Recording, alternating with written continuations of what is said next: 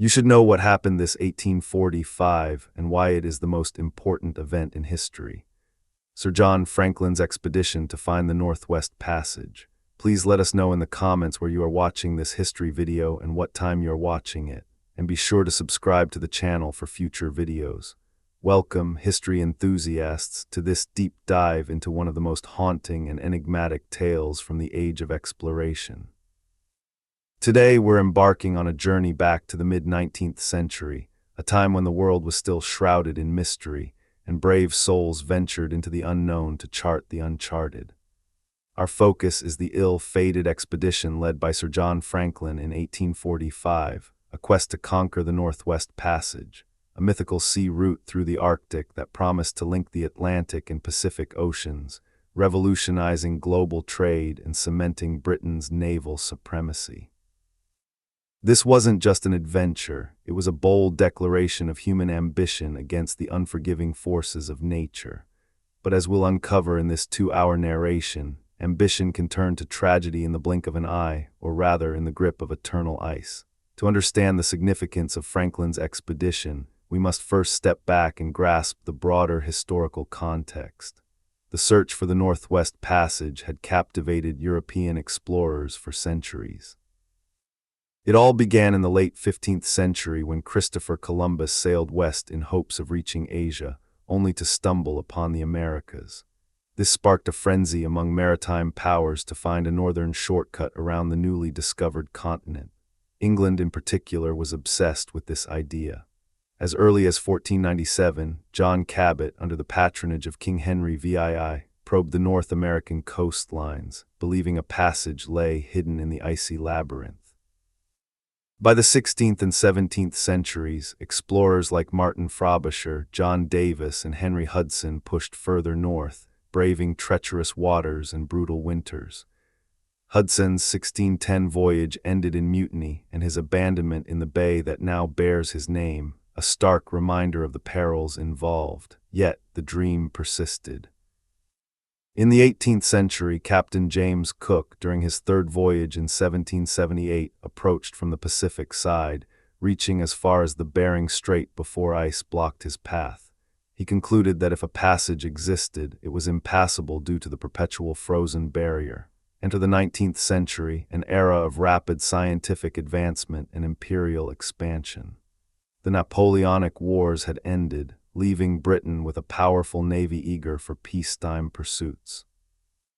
The Admiralty, under visionaries like Sir John Barrow, revived the quest for the Northwest Passage not just for trade but for scientific glory, mapping magnetic variations, studying Arctic geography, and asserting dominance in polar exploration. Barrow sponsored multiple expeditions, including those led by William Edward Parry and John Ross, who made significant progress but fell short of the full traverse. It was in this charged atmosphere that Sir John Franklin emerged as a key figure. Born in 1786 in Spilsby, Lincolnshire, Franklin was no stranger to hardship. He joined the Royal Navy at the tender age of 14, fighting in the Battle of Trafalgar in 1805 aboard HMS Bellerophon. His polar credentials were forged in the fires of earlier expeditions.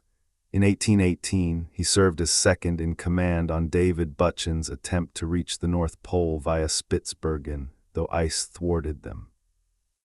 More notably, Franklin led 2 overland expeditions to the Canadian Arctic in 1819-1822 and 1825-1827, mapping vast stretches of coastline and enduring unimaginable suffering.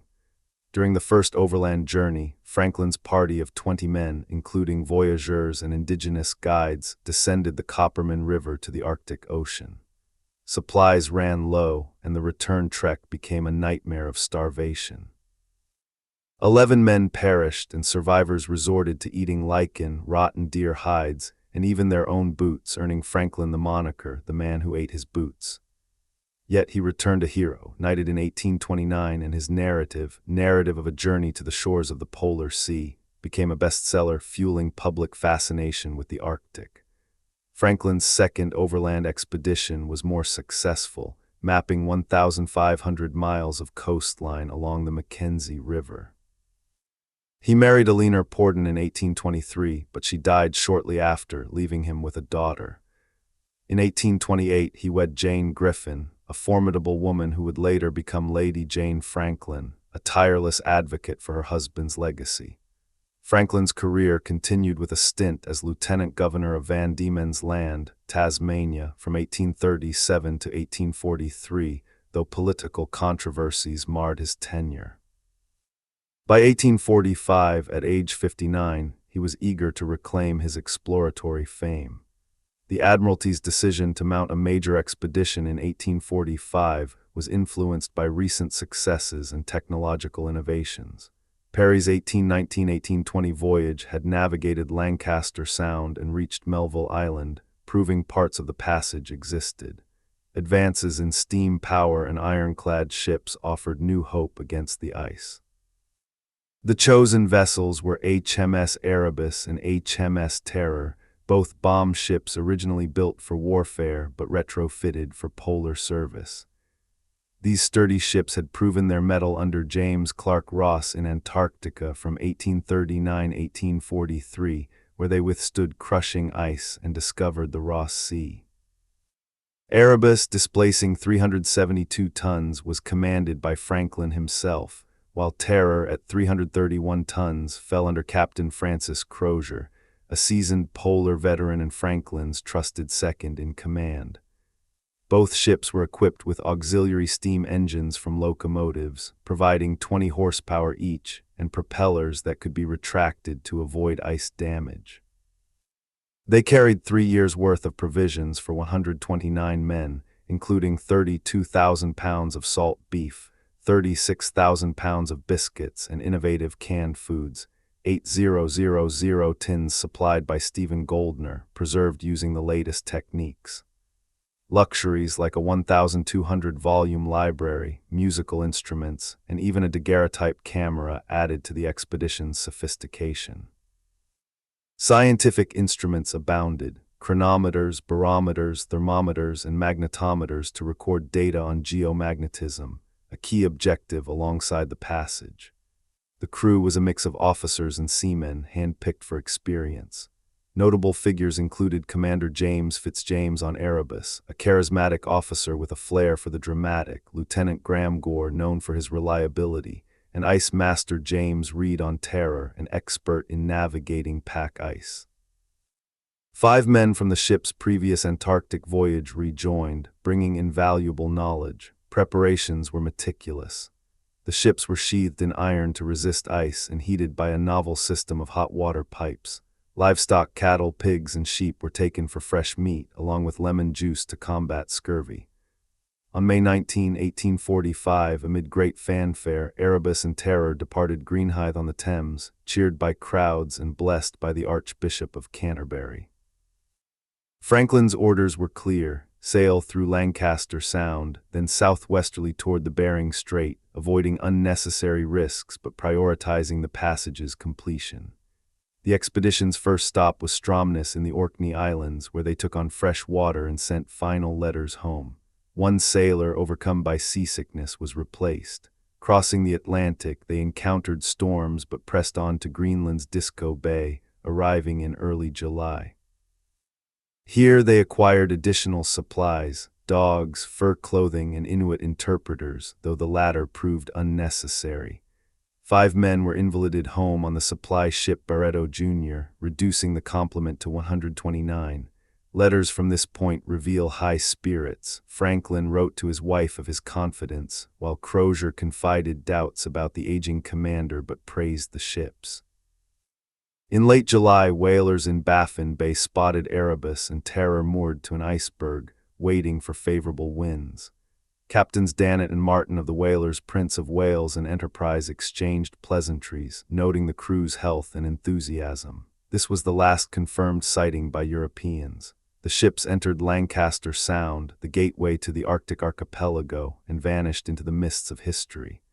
What followed in the initial months remains pieced together from later evidence. The expedition likely navigated through Barrow Strait, encountering manageable ice. By September 1845, they reached Beechey Island, a small outcrop off Devon Island where they wintered. 3 graves discovered there in later searches, those of Petty Officer John Torrington, able seaman John Hartnell, and Marine William Brain, attest to early losses, possibly from pneumonia or tuberculosis exacerbated by the cold. The men would have spent the dark winter months in relative comfort, thanks to the ship's heating and provisions, engaging in scientific observations, theatricals, and hunting. As spring 1846 arrived, the ice broke, allowing progress south through Peel Sound, a channel between Prince of Wales Island and Somerset Island. This route, unknown to previous explorers, seemed promising.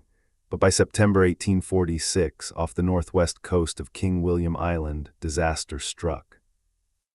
The ships became beset in heavy pack ice in Victoria Strait, trapped in a vice that would not relent. A note later found in a cairn on King William Island, dated May 28, 1847, and signed by Gore and Lieutenant Charles Des Voa, reported all well, indicating the crews had survived the first winter trapped with morale intact. Yet the ice persisted through the summer of 1847, forcing a second winter in the same spot.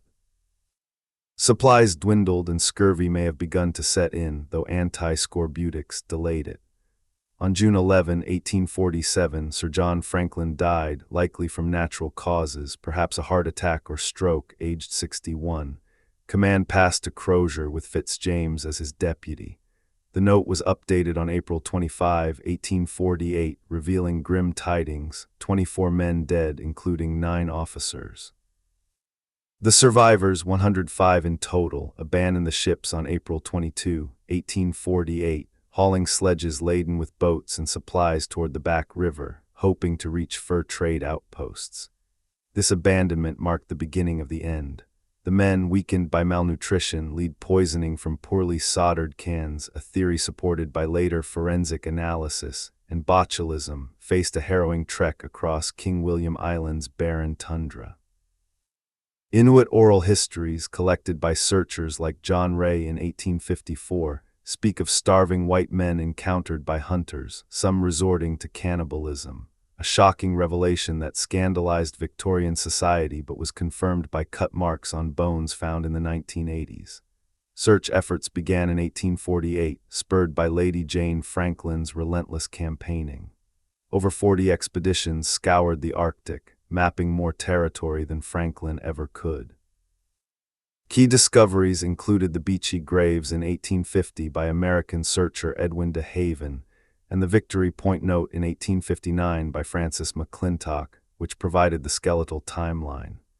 Relics, silverware, buttons, books scattered across King William Island painted a picture of desperation. In modern times, the mystery deepened with the 1984 exhumation of the Beechey bodies by anthropologist Owen Beatty, revealing high lead levels and signs of tuberculosis. Theories abound, lead from cans or water pipes, zinc deficiency, or even foul play. But the ultimate breakthrough came in 2014 when Parks Canada, aided by Inuit knowledge, located Erebus in shallow waters off Adelaide Peninsula. 2 years later, Terror was found intact in Terror Bay, remarkably preserved. Now we enter the frozen heart of the tragedy. In Part 1, we left the 105 surviving men stepping off the decks of Erebus and Terror on April 22, 1848, dragging heavily laden boats and sledges across the jagged ice toward the mouth of the Back River, known today as the Great Fish River. That single decision to abandon the ships marked the precise moment when hope began its long, slow bleed into despair. From this point forward, the story shifts from the structured world of naval discipline and scientific routine into something far more primal, a struggle against starvation, scurvy, exhaustion, and the merciless Arctic landscape itself. The men had already endured nearly 19 months of being ice-bound. The note left at Victory Point on King William Island, the one dated April 25, 1848, gives us the last official voice from the expedition. Written in 2 different hands, it reads in part, HM ships Erebus and Terror were deserted on the 22nd April 1848, having been beset since 12th September 1846. The total loss by deaths in the expedition has been to this date 9 officers and 15 men, 24 souls already gone. Franklin himself had died on June 11, 1847. The handwriting of the second entry belongs to Captain Francis Crozier, who assumed command after Franklin's death and then, following Fitzjames's likely deterioration, took full responsibility. Picture the scene. 105 men, many already showing the swollen gums, loose teeth, and purple blotches of advanced scurvy, harnessed themselves to 3 whale boats mounted on heavy sledges. Each boat weighed around 700–800 pounds empty, loaded with provisions, tents, blankets, cooking gear, scientific instruments, personal effects, and most tragically, large stocks of silver plate and other officers' luxuries. The total weight per sledge reached well over a ton. They pulled in teams of 6 to 8 men, moving perhaps 1 to 3 miles per day on a good day.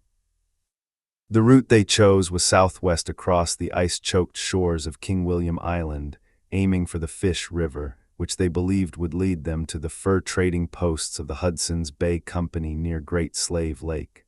Why the Back River? It was the only river system Franklin's earlier overland expeditions had mapped that flowed from the interior to the Arctic coast.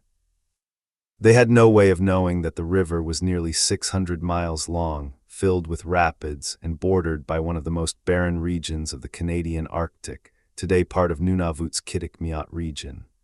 They were gambling everything on a route that had been traversed only once before, by George Back himself in 1834, and even then under far better conditions.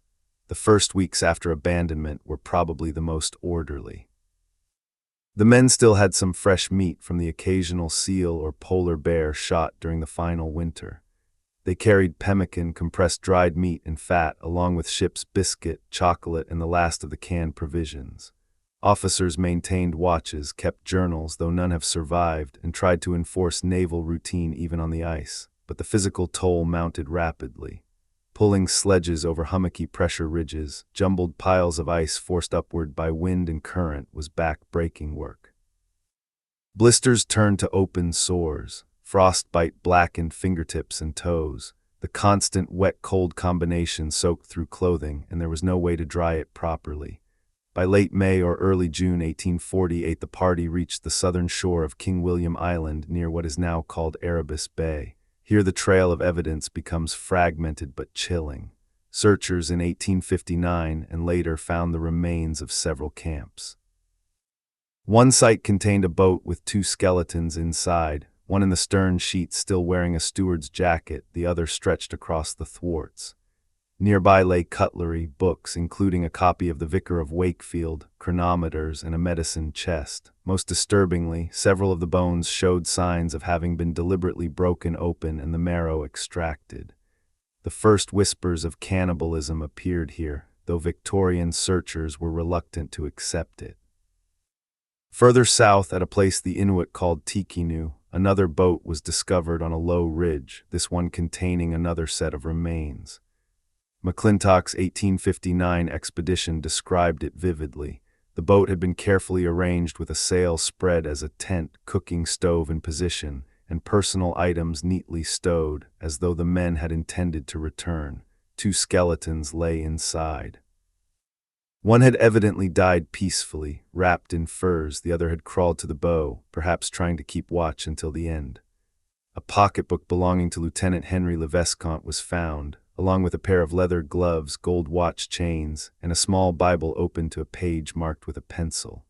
As the survivors pushed deeper into the interior, the landscape grew even more hostile. King William Island transitions into a low, swampy plain dotted with shallow lakes and gravel ridges. In summer, the ground thaws only a few inches, creating a quagmire that sucked at boots and sledge runners. Mosquitoes swarmed in clouds thick enough to blacken the sky. The men were now living almost entirely on whatever they could shoot or scavenge: ptarmigan, lemmings, fish, if they could catch them, and the occasional caribou, but game was scarce that far north in late summer. Inuit testimony collected by John Ray in 1854, Charles Francis Hall in the 1860s, and later by Gilder and Schwatka in the 1870s, 1880s, paints a harrowing picture. Groups of Inuit Copper Inuit encountered parties of white men over several years. One group reported meeting about 40 men dragging a boat southward near the mouth of the Back River in the summer of 1848. The white men appeared exhausted and starving, some were already dying. The Inuit traded small amounts of seal meat and blubber but could offer little help. Their own resources were stretched thin after a poor hunting season. Another account describes a larger group camped near the river, many too weak to stand. The Inuit watched from a distance as the strangers tried to fish with nets and hooks. When the Inuit approached days later, they found most of the camp dead. One young Inuk woman told Hall she had seen a white man sitting alone on a rock, staring blankly. When she returned the next day, he was still there, frozen stiff. Others spoke of finding bodies scattered along the trail, some with flesh cut away in orderly fashion, the long bones cracked open, the skulls broken to reach the brain. These accounts were met with horror and denial in Britain. Charles Dickens, writing in Household Words in 1854, attacked Ray's report as slander against British seamen, insisting that starvation alone could never drive civilized men to such extremes. Yet modern forensic analysis of bones recovered from Erebus Bay, NGLJ2, and other sites has confirmed cut marks consistent with defleshing and breakage patterns indicative of marrow extraction. Stable isotope analysis of the bones shows elevated nitrogen-15 levels in some individuals, suggesting they consumed protein from other humans in the final stages of life. Meanwhile, back in the ships themselves, something equally grim had been unfolding during that second trapped winter of 1847-48. Although the men abandoned Erebus and Terror in April, they had left behind large caches of supplies, books, clothing, and even the ship's libraries. When searchers eventually reached the wreck sites, they found signs that some men may have returned to the ships after the initial abandonment, perhaps small parties sent back for additional food or equipment. Empty meat tins with cut-open lids, discarded clothing, and even a makeshift shelter built from spars suggested brief reoccupation. One theory holds that a few officers and men, perhaps too ill to march initially, stayed aboard longer, only to succumb later. The ice around the ships eventually broke up in the late summer of 1848 or 1849. Erebus drifted south before grounding and sinking in relatively shallow water off the Adelaide Peninsula. Terror appears to have floated farther, eventually coming to rest upright in what is now Terror Bay on the west side of King William Island, remarkably preserved beneath the sediment. By the autumn of 1848, the main body of survivors, those who had not already perished on the march, reached the Fish River. Here the evidence peters out almost completely. No cairns, no messages, no boats, only Inuit stories of finding scattered bones and artifacts along the lower river and on the shores of Simpson Peninsula and Montreal Island. A silver spoon engraved with Ama Geok, belonging to one of the petty officers, was traded to Ray. A telescope, part of a marine chronometer, and fragments of clothing turned up over the decades. Of the 105 who left the ships, perhaps 30 or 40 reached the river. None survived the winter. The last deaths likely occurred in early 1849. Somewhere along that desolate waterway, the final man closed his eyes, and the Franklin expedition ceased to exist as a living entity. Exactly where the last survivors faded from existence along the lower reaches of the Back River in the winter of 1848-49. From that point onward, no living member of the expedition ever spoke again to the outside world. The Arctic simply closed over them like a white lid. What follows now is the long, anguished awakening of an empire that refused, at first, to believe its finest sons could vanish so completely. This is the story of how disappearance became obsession, how private mourning turned into public spectacle, and how the greatest polar rescue effort in history inadvertently mapped more of the Canadian Arctic than any single voyage ever could have done. In London, during the spring and summer of 1845, the sailing of Erebus and Terror was treated as national pageantry. The Illustrated London News ran glowing engravings of the ships departing Greenhithe, their masts dressed with signal flags, crowds waving handkerchiefs from the shore. The Admiralty had issued confident bulletins. The passage would be navigated within 2 years, perhaps less. Franklin's letters from Greenland, carried home by the transport ship, were published in the Times and read aloud in drawing rooms. "All is going on well," he wrote to Jane on July 12, 1845. "We are in excellent spirits." That optimism lingered through the autumn, but when 1846 passed with no word, unease began to creep in. By the spring of 1847, 2 full years after departure, silence had become alarming. The Admiralty's standard procedure was to wait 3 years before declaring an expedition overdue, yet Lady Jane Franklin, already a force of nature, refused to wait. At 48 years old, small in stature but immense in determination, she began what would become one of the most sustained private campaigns in British history. She wrote to the First Lord of the Admiralty, walked the corridors of Whitehall, petitioned Parliament, and enlisted the press. She even offered a personal reward of £2,000 for news of her husband, equivalent today to roughly £250,000. The Admiralty, under Sir John Barrow until his retirement in 1845 and then Sir Francis Beaufort, initially responded with measured calm. They pointed out that Perry had once wintered 4 years in the ice without catastrophe. Still, by the end of 1847, pressure mounted. On November 22, 1847, the government announced a reward of £100 for any information respecting the expedition. It was a token sum, but it signaled official concern. The first active search sailed in the spring of 1848. 2 expeditions departed almost simultaneously. The first, led by Sir James Clark Ross, Franklin's old friend and the man who had commanded Erebus and Terror in Antarctica, sailed in 2 ships, Enterprise and Investigator. Ross was 48, already a polar legend, having located the North Magnetic Pole in 1831. His orders were to retrace Franklin's intended route through Lancaster Sound and Barrow Strait, depositing cairns and record tins at every significant point. The second effort came from the overland direction.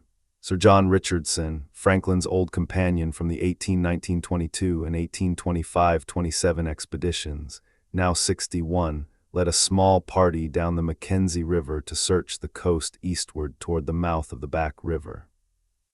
Accompanying him was Dr. John Ray, a 35-year-old Hudson's Bay Company surgeon and skilled surveyor, who would later become one of the most important figures in the Franklin story.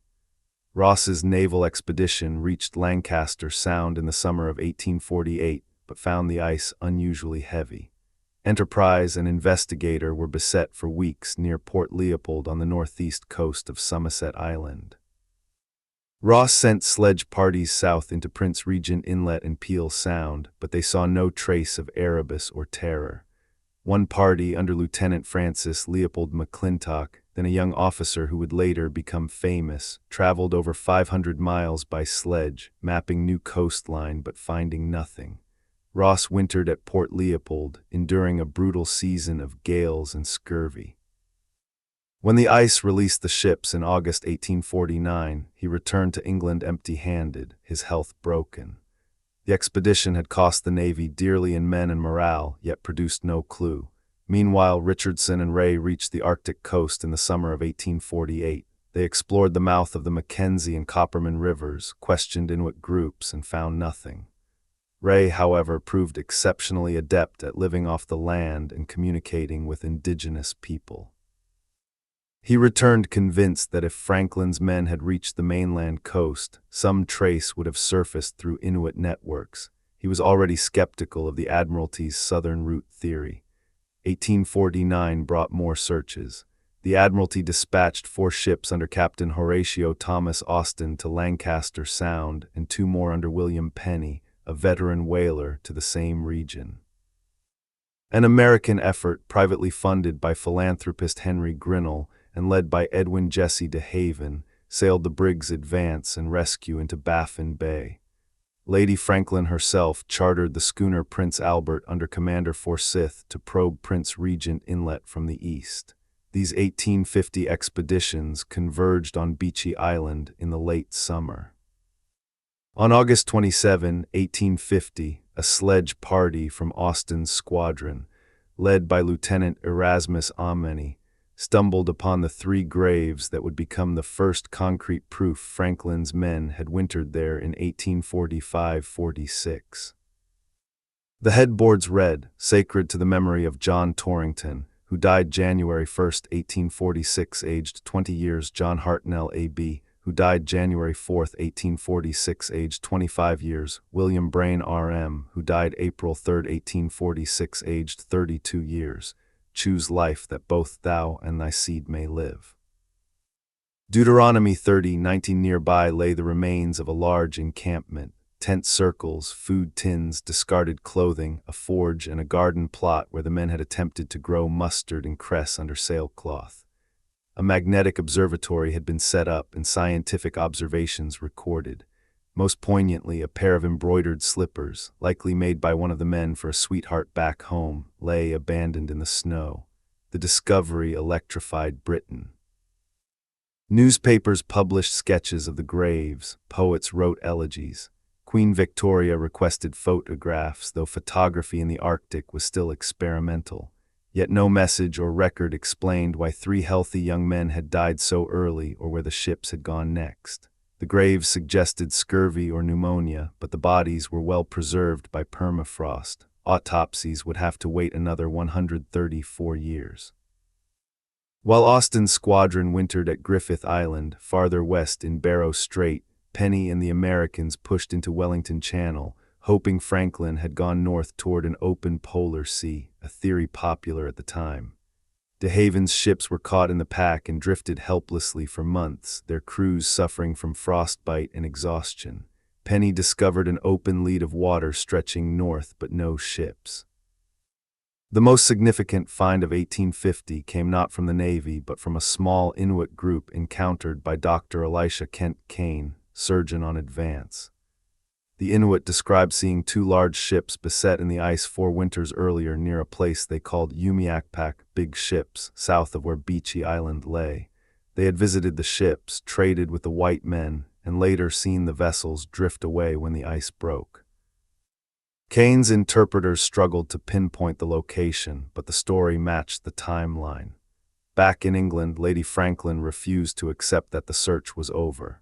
When Austin returned in 1851 with only the graves as evidence, she immediately began planning new voyages. She purchased and fitted out the Isabel, a yacht, and placed it under the command of William Kennedy, sending it to Prince Regent Inlet in 1851-52.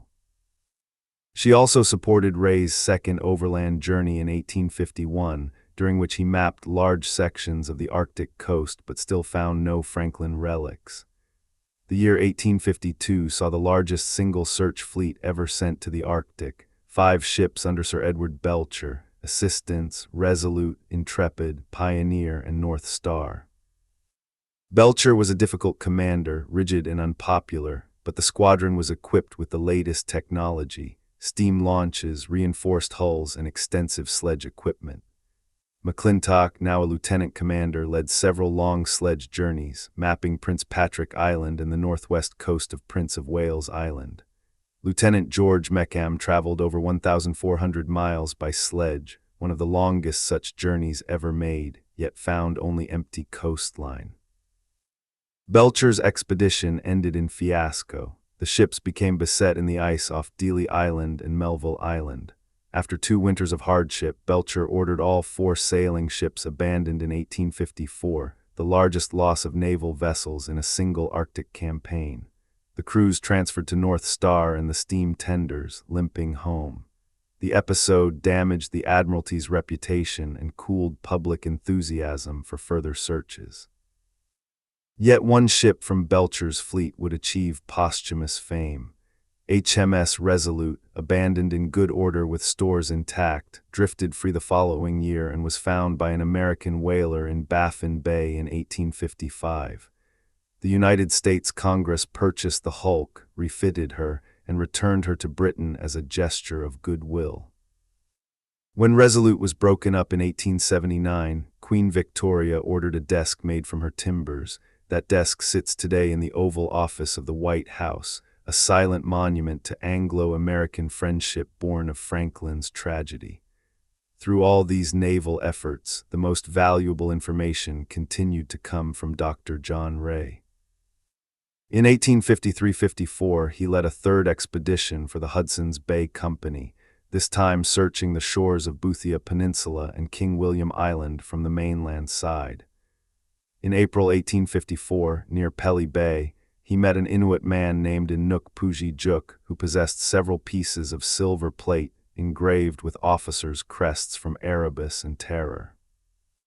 Over the next weeks, Ray collected more artifacts, spoons, forks, a surgeon's knife, and heard consistent stories. Many white men had starved near the Great Fish River. Some had been seen dragging boats, others had been found dead on the ice or in camps, with signs that the living had eaten the dead. Ray purchased every relic he could and hurried back to England, arriving in October 1854.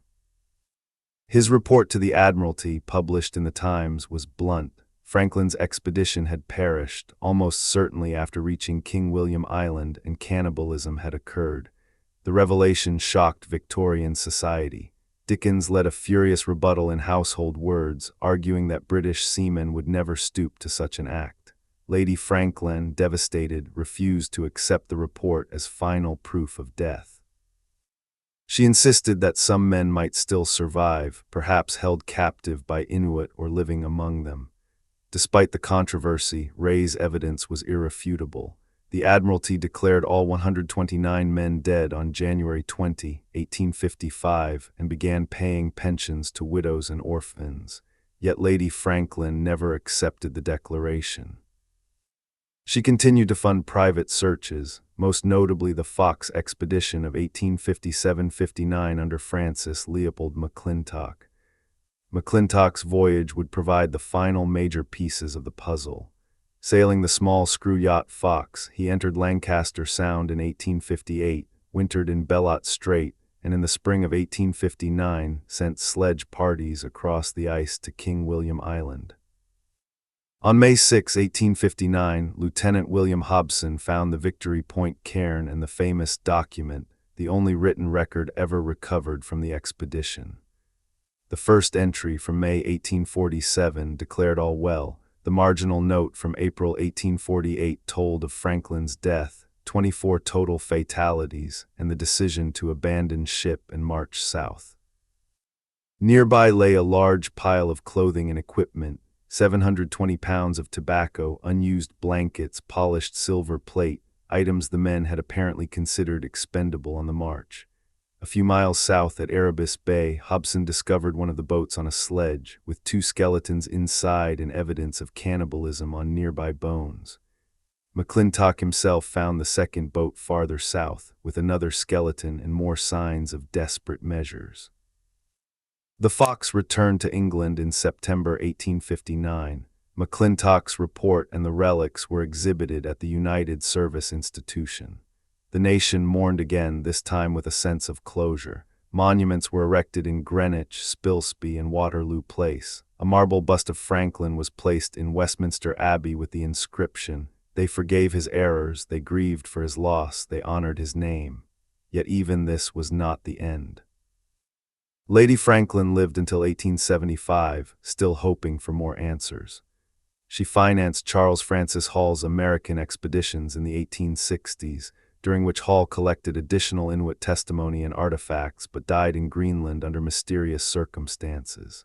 Frederick Schwatka's overland search in 1878-80 reached King William Island again, interviewed elders who remembered the white men, and brought back more bones and relics. By the close of the 19th century, the Franklin story had become legend, fuel for novels, ballads, children's books, and scientific papers. It influenced the public imagination for generations, symbolizing both the heroism and the hubris of Victorian exploration. And although the ships themselves remained hidden beneath the ice for another 150 years, the search for Franklin had redrawn the map of the Arctic, established the existence of a practical Northwest Passage route, though still ice-choked, and left an enduring question: what really happened during those final months after abandonment?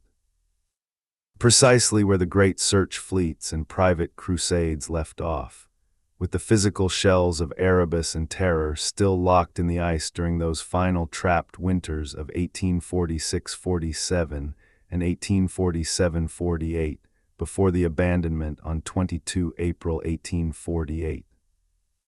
While the outside world was only beginning to sense something was wrong, the 129 men inside those hulls were already living through the slow-motion catastrophe that would claim every one of them.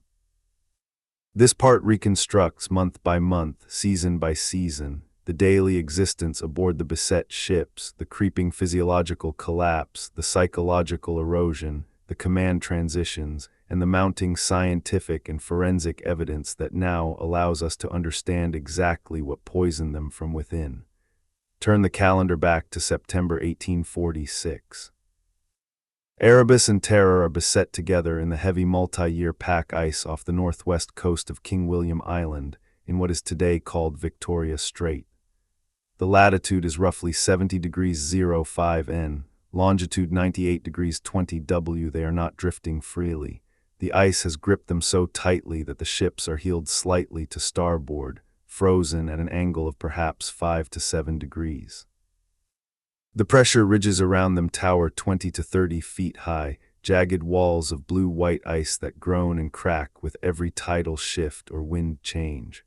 Open water is nowhere in sight. Summer has come and gone without thaw. Inside the ships, the routine is still recognizably naval. The men rise at 5:30 a.m. to the boatswain's call, scrub decks, though the planking is now sheathed in snow. Exercise on the upper deck if the wind allows, eat breakfast at 8:00, usually ship's biscuit, pemmican, and tea, then turn to the day's work.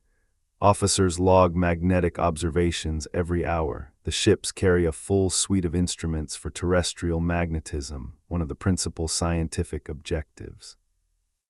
They record air and water temperatures consistently below freezing, barometric pressure, wind direction, and force. They take soundings through holes chopped in the ice, measuring depths of 15 to 30 fathoms. They shoot the sun when it appears, fixing position to within a mile or two.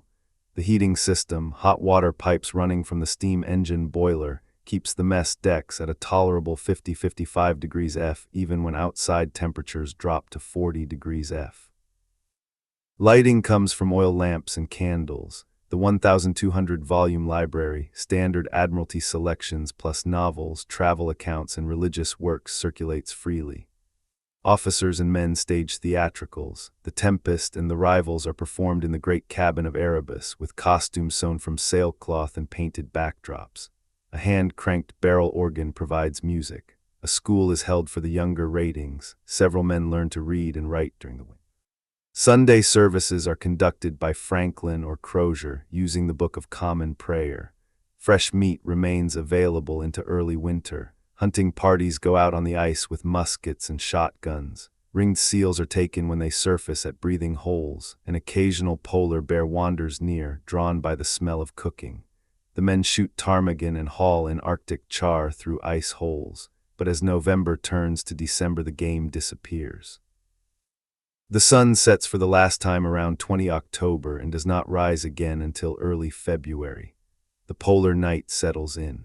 By Christmas 1846, the mood is still buoyant. The men decorate the mess decks with evergreens brought from Greenland, now brittle and brown, hang lanterns, and hold a grand dinner. Roast pork from the last surviving pigs, plum pudding, mince pies from the preserved stocks, and a double ration of grog. Toasts are drunk to the Queen, to absent friends, to the success of the expedition. Franklin, though visibly aged at 60, remains cheerful in public. His officers note his kindness and concern for the men's welfare, yet warning signs are already present. The first death had occurred back on Beechy Island in January 1846. John Torrington, 20 years old, stoker on Terror. Hartnell and Brain followed in quick succession. Autopsies conducted in 1984-86 by Dr. Owen Beatty's team revealed that all three suffered from tuberculosis, evidenced by lesions in the lungs and extremely high lead concentrations in bone and hair samples, up to 100-200 parts per million, 10 to 20 times normal levels. Lead poisoning impairs red blood cell production, causes abdominal pain, constipation, fatigue, irritability, and eventually neurological damage, confusion, hallucinations, seizures. Where did the lead come from? Two principal sources have been identified. The first is the canned food. Stephen Goldner, the contractor, supplied over 8,000 tins using a newly patented rapid boiling process that allowed poor soldering.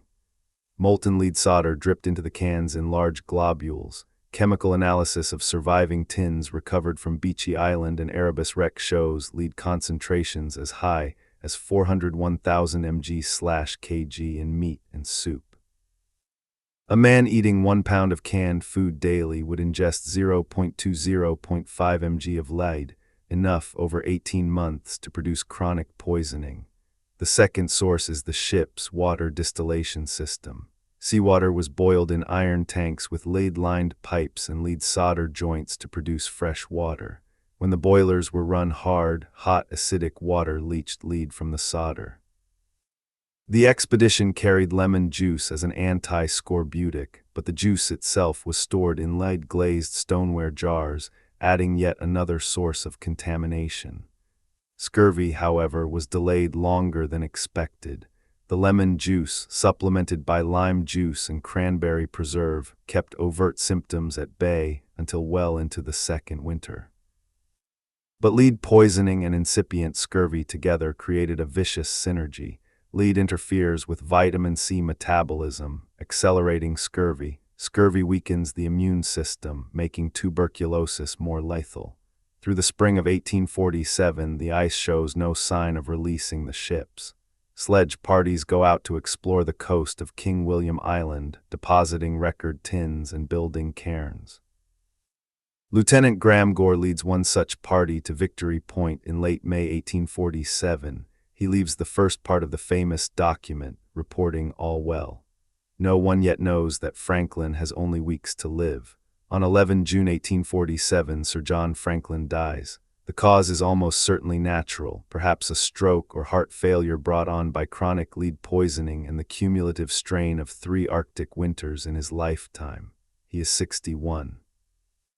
The body is prepared with naval honors. Officers sew him into canvas with shot at the feet and commit him to the ice through a hole cut near the ship.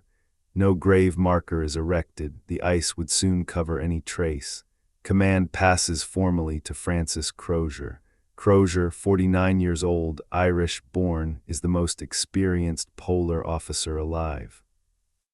He has sailed with Perry, Ross, and Franklin. He reached within 160 miles of the North Pole in 1827. He commanded terror in Antarctica. Yet he is reserved, melancholic by nature, and increasingly pessimistic. His private letters from Greenland in 1845 already expressed doubt about the expedition's prospects and concern about Franklin's age and health. Now he faces an impossible situation. The ship's immobile, provisions dwindling, 24 men already dead by April 1848, including 9 officers, and no realistic prospect of escape by sea. The summer of 1847 comes and goes with minimal thaw. Temperatures rise above freezing for only a few weeks. The pack ice softens but never opens. The men cut trial channels with ice saws, back-breaking labor, but the effort is futile. By September, they are beset for a second winter in the same position. Morale plummets, the theatricals cease. The library is still read, but conversation turns dark. Officers note increased irritability, confusion, and occasional delirium among the men, classic signs of lead encephalopathy. Food rationing begins in earnest. The 3-year supply was calculated for 129 men. With spoilage and the loss of fresh meat, stocks are now stretched. Pemmican becomes the staple, supplemented by biscuit and the last of the canned vegetables, many of which are found inedible because the solder has contaminated them with a metallic taste. Chocolate is hoarded for emergencies. Tobacco runs low. Men trade personal items for a pipeful. Medical care falls to surgeons Harry Goodseer Erebus and Alexander MacDonald Terror. Both keep detailed journals now lost, but surviving notes and later analysis suggest they treated scurvy with the remaining lemon juice, administered calomel and other purgatives for constipation caused by lead, and tried to maintain hygiene despite the impossibility of proper washing. Tuberculosis spreads quietly, coughing fits echo through the decks at night. By midwinter 1847-48, the ships are dark tombs lit only by tallow candles. Carbon monoxide poisoning from inefficient stoves becomes another hazard. Several men are found unconscious and revived only with difficulty. Frostbite claims fingers and toes even inside the hull. Men sleep in their clothes, huddled under blankets and boat cloaks. The heating pipes freeze when the boiler is not running, forcing reliance on coal stoves that fill the air with soot. In March and early April 1848, the command group faces the stark reality. Another winter in the ships will kill them all. Provisions will run out by autumn 1848 at the latest. The Back River route, mapped by George Back in 1834, offers the only conceivable escape to civilization, roughly 801,000 miles overland to the Hudson's Bay posts. It is a desperate plan, but the only one left. On 22 April 1848, the abandonment begins. The ships are left with sails furled, boats on davits, cabins locked, libraries intact, personal effects mostly abandoned. 3 boats are mounted on sledges, 2 28-foot pinnaces and 1 smaller cutter. Each is loaded with tents, blankets, cooking stoves, guns, ammunition, navigational instruments, clothing, medicine, and as much food as the men can drag, estimated at 40-60 days full rations per man, plus pemmican for longer survival. Officers keep their chronometers, sextants, and journals. Seamen take what personal mementos they can carry. The procession sets out southward across the ice toward the mouth of the Back River. Crozier leads. Fitzjames, second in command on Erebus, walks beside him. The strongest men pull first. The weakest are supported or carried when they falter. They cover perhaps 2 miles the first day. Behind them the ships sit silent, their masts stark against the sky, waiting for the ice to claim them. That is the last moment when the expedition still functions as a disciplined unit. From here the story fractures into individual suffering, scattered camps, and fading Inuit memories. But before we follow them onto the land, we must linger a final time aboard Erebus and Terror during those last weeks of occupation. Forensic evidence from the wrecks, located in 2014 and 2016, shows that some men returned to the ships after the main abandonment, perhaps small parties sent back for forgotten supplies, or perhaps sick men who could not march at first. Empty tin cans with cut-open lids, discarded clothing, a makeshift shelter built from spars on Terror's deck, and bones of rats which infested the holds suggest brief reoccupation. One theory proposes that a few officers remained aboard to maintain routine and guard the ships, hoping the ice would release them in summer 1848. If so, they perished there. The drifting and sinking of Erebus and the grounding of Terror occurred after they were gone. The final picture that emerges from bones, cans, journals of searchers, and modern isotope analysis is grim but coherent. Chronic lead poisoning weakened every man to some degree: fatigue, confusion, poor wound healing. Tuberculosis killed some outright and debilitated others. Scurvy appeared late but catastrophically once lemon juice ran out. Zinc deficiency from reliance on pemmican without fresh meat impaired immune response. Botulism may have struck from improperly reheated canned food. Starvation was the ultimate killer, but it arrived on a chariot drawn by multiple invisible assassins. Onto the ice and tundra, exactly where Part 4 left off. The morning of 22 April 1848, as the last 105 men step away from Erebus and Terror for the final time. The ships remain behind, locked at their angle in the pack, masts still standing, boats gone from the davits, cabins sealed, the heating pipes silent. Ahead lies King William Island, a low, desolate slab of gravel and limestone roughly 130 miles long and 60 miles wide at its widest point. Then the mouth of the Back River, and beyond that an imagined salvation that never arrives. This is the death march in its fullest detail. Every known camp, every recovered skeleton, every piece of silver plate and pocket chronometer, every Inuit eyewitness recollection, every forensic clue pieced together over 170 years. We follow them step by agonizing step until the trail dissolves into silence. The initial stage is southward across the frozen Victoria Strait toward the nearest shore of King William Island, a distance of roughly 20-25 statute miles depending on the exact beset position.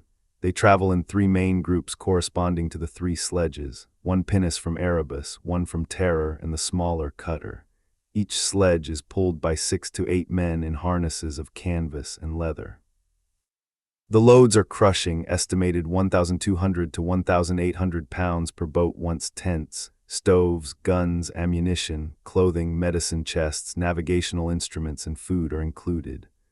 Officers walk alongside, directing, encouraging, sometimes helping push when a sledge jams against a pressure ridge. The first day they make perhaps 2 miles. The ice is hummocky, ridged, and treacherous. Sledge runners catch on every upthrust block. Men slip, fall, strain muscles already weakened by 19 months of confinement and lead accumulation. They camp that night by pitching the boats as tents, spreading sailcloth over the gunwales and crawling underneath. A small stove is lit inside each boat. They melt ice for water and heat pemmican. Sleep comes fitfully. The temperature hovers around 20 degrees F. The wind cuts through every seam. Over the next 10 to 14 days, they reach the western or northwestern coast of King William Island, near what searchers later named Victory Point, approximately 69 degrees 37 N, 98 degrees 54 W. Here Lieutenant Graham Gore and his party had already been in May 1847, leaving the first part of the famous document in a cairn. On or about 25 April 1848, Crozier's main party arrives at the same spot. They rebuild the cairn, add the second entry to the paper, and leave it inside a metal cylinder. The marginal note, written around the edge in Crozier's hand, reads, 1847 8 HM ships Erebus and Terror were deserted on the 22nd April 1848, having been beset since 12th September 1846. The total loss by deaths in the expedition has been to this date 9 officers and 15 men, and start on tomorrow 26th for Back's Fish River. James Fitzjames capt and commer, HMS Erebus FRM Crozier capt and center. Offer, start on tomorrow 26th April 1848, 24 dead already. The march has barely begun. At Victory Point the men discard a staggering quantity of gear. Searchers in 1859 found a pile containing 26 sets of cutlery, forks, spoons, knives engraved with officers, crests, 4 empty oilskin pouches, 1 empty pickle bottle, 1 empty jar of arrowroot, 1 pair of leather boots, numerous scraps of clothing, canvas and sail, several pairs of gloves and mittens, a quantity of unused tobacco, 720 pounds according to McClintock's estimate, enough to last months if rationed, blankets, bedding, and other comforts deemed too heavy to drag further. This abandonment of non-essentials shows rational decision-making. They are calculating weight against distance and time. They believe the Back River is reachable in 6 to 8 weeks. They do not yet know they are already too late. From Victory Point, the trail turns south-southeast along the west coast of the island. The next major camp is discovered at Erebus Bay, 69 degrees 08 N, 99 degrees 00 W, approximately 40-50 miles south of Victory Point. Here in May 1859, McClintock and Hobson found one of the most haunting scenes in exploration history. A 28-foot pinnace mounted on a heavy sledge rested on a low gravel ridge about a mile from the shore. Inside the boat lay 2 skeletons. One was stretched across the after thwarts, wrapped in a boat cloak. The other lay in the stern sheets, dressed in a steward's jacket with a small empty leather shot flask beside him. The boat was equipped as though ready for immediate use. A double-barreled gun lay across the thwarts, a powder canister, shot pouch, and several percussion caps, a medicine chest containing 30 ounces of opium, 12 ounces of laudanum, and other drugs a copy of The Vicar of Wakefield, and other books a small notebook belonging to Lieutenant Henry Thomas, Dundas Le Vescount, a pair of embroidered slippers, perhaps intended as a gift cooking stove, kettles, tin cups, and plates scattered around the boat were bones of at least 8 to 10 individuals. Many showed cut marks from knives, longitudinal slicing along the shafts of long bones, transverse cuts at joint ends, patterns consistent with defleshing and disarticulation. Some skulls were broken open at the base, marrow cavities had been systematically cracked. Stable isotope analysis, delta N and delta 3C of bones recovered in the 1980s and 1990s from this site, NGLJ2, shows elevated nitrogen-15 levels in several individuals, a biochemical signature of cannibalism in the final weeks or months of life. Why did they stop here? Several explanations have been proposed. The most widely accepted is that this was a death camp. The weakest men could go no farther. Some may have been left behind deliberately with supplies while the strongest pushed on to bring help. Others suggest a storm or sudden collapse of morale halted the entire party for days or weeks. Whatever the cause, at least 10 men died at Erebus Bay, and some were eaten. South of Erebus Bay, the trail becomes fainter but still traceable through artifacts and Inuit testimony. Another boat was found on the south coast near Simpson Peninsula, around 68 degrees 40 N, 98 degrees 50 W. Inside were more remains, 2 skeletons again, one carefully arranged in the bow as if on watch, the other in the stern. A pocket chronometer belonging to Lieutenant Fairholme, a telescope, and fragments of clothing lay nearby. Cut marks on nearby bones again indicated cannibalism. Inuit Oral Histories collected by Ray, 1854, Hall, 1864-69, Gilder, 1879, Schwatka, 1879-80, and Rasmussen, 1920s, converge on several consistent points. A large group of perhaps 40-50 white men was seen dragging a boat southward along the west coast of King William Island in the summer of 1848. They appeared exhausted, many limped or were supported by comrades. They traded small items, buttons, knives, for seal meat. Later that summer or early autumn, Inuit hunters found a camp near the mouth of the Back River, possibly on Todd Islands or Montreal Island, with many dead white men. Some bodies were whole, others had flesh removed in orderly fashion. One young woman told Hall she saw a white man sitting alone on a rock. When she returned the next day, he had frozen in position. Over the next 2 or 3 years, Inuit families occasionally found single skeletons or small groups of bones along the lower Back River and on the Adelaide Peninsula. Silver spoons, forks, and a surgeon's knife were traded to Ray in 1854. One group of Inuit Copper Inuit reported encountering 4 white men alive near the river in late 1848 or early 1849. The men begged for food. The Inuit gave them seal meat but had little to spare. When the Inuit returned weeks later, the men were dead. By crossing to the mainland side of the estuary, the survivors entered one of the most barren stretches of the Canadian Arctic.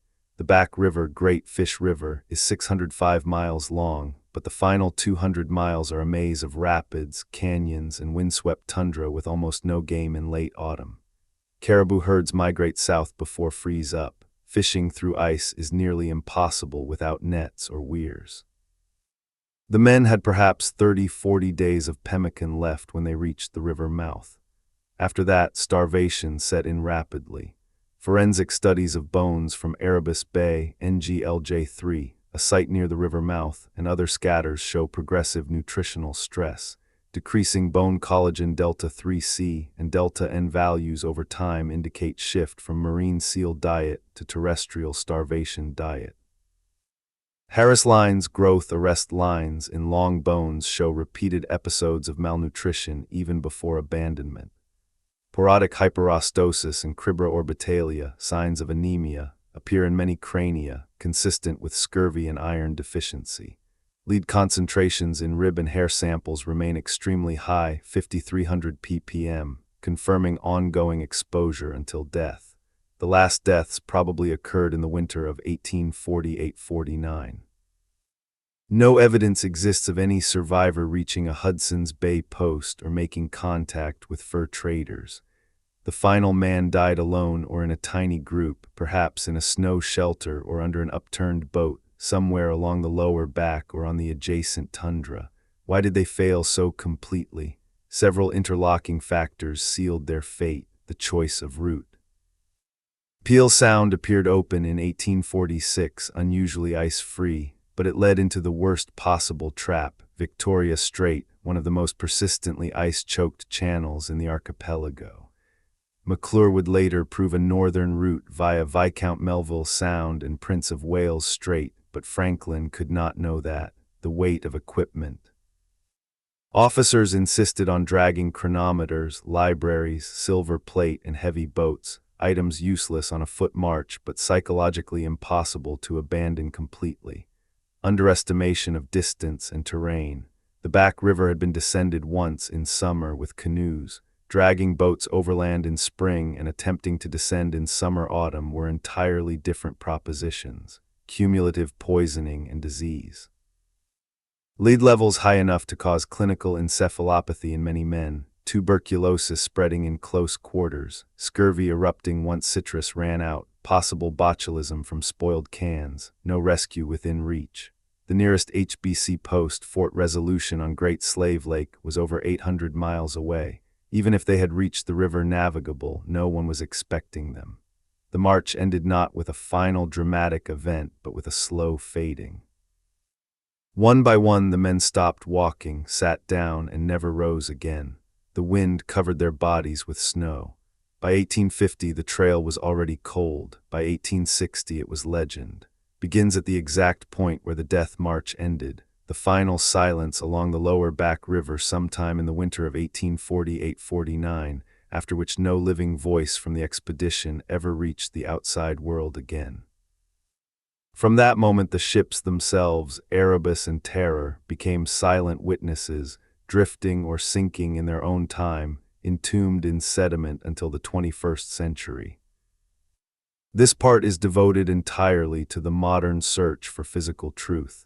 The scientific investigations, exhumations, laboratory analyses, underwater archaeology campaigns, and the two climactic discoveries of 2014 and 2016 that finally located the wrecks after 169 years of hiding. We move chronologically through every major forensic and archaeological milestone from the 1980s onward, examining what each breakthrough revealed about the physiological disaster aboard the ships before abandonment, the condition of the vessels at the moment of desertion, and the slow processes that preserved or destroyed them afterward. The modern scientific phase truly opens in the early 1980s with Dr. Owen Beattie, a physical anthropologist from the University of Alberta. Beattie's Franklin Pathology Project, 1981-1986, was the first serious attempt to apply forensic anthropology and toxicology to the only accessible human remains from the expedition, the 3 sailors buried on Beechey Island in 1846.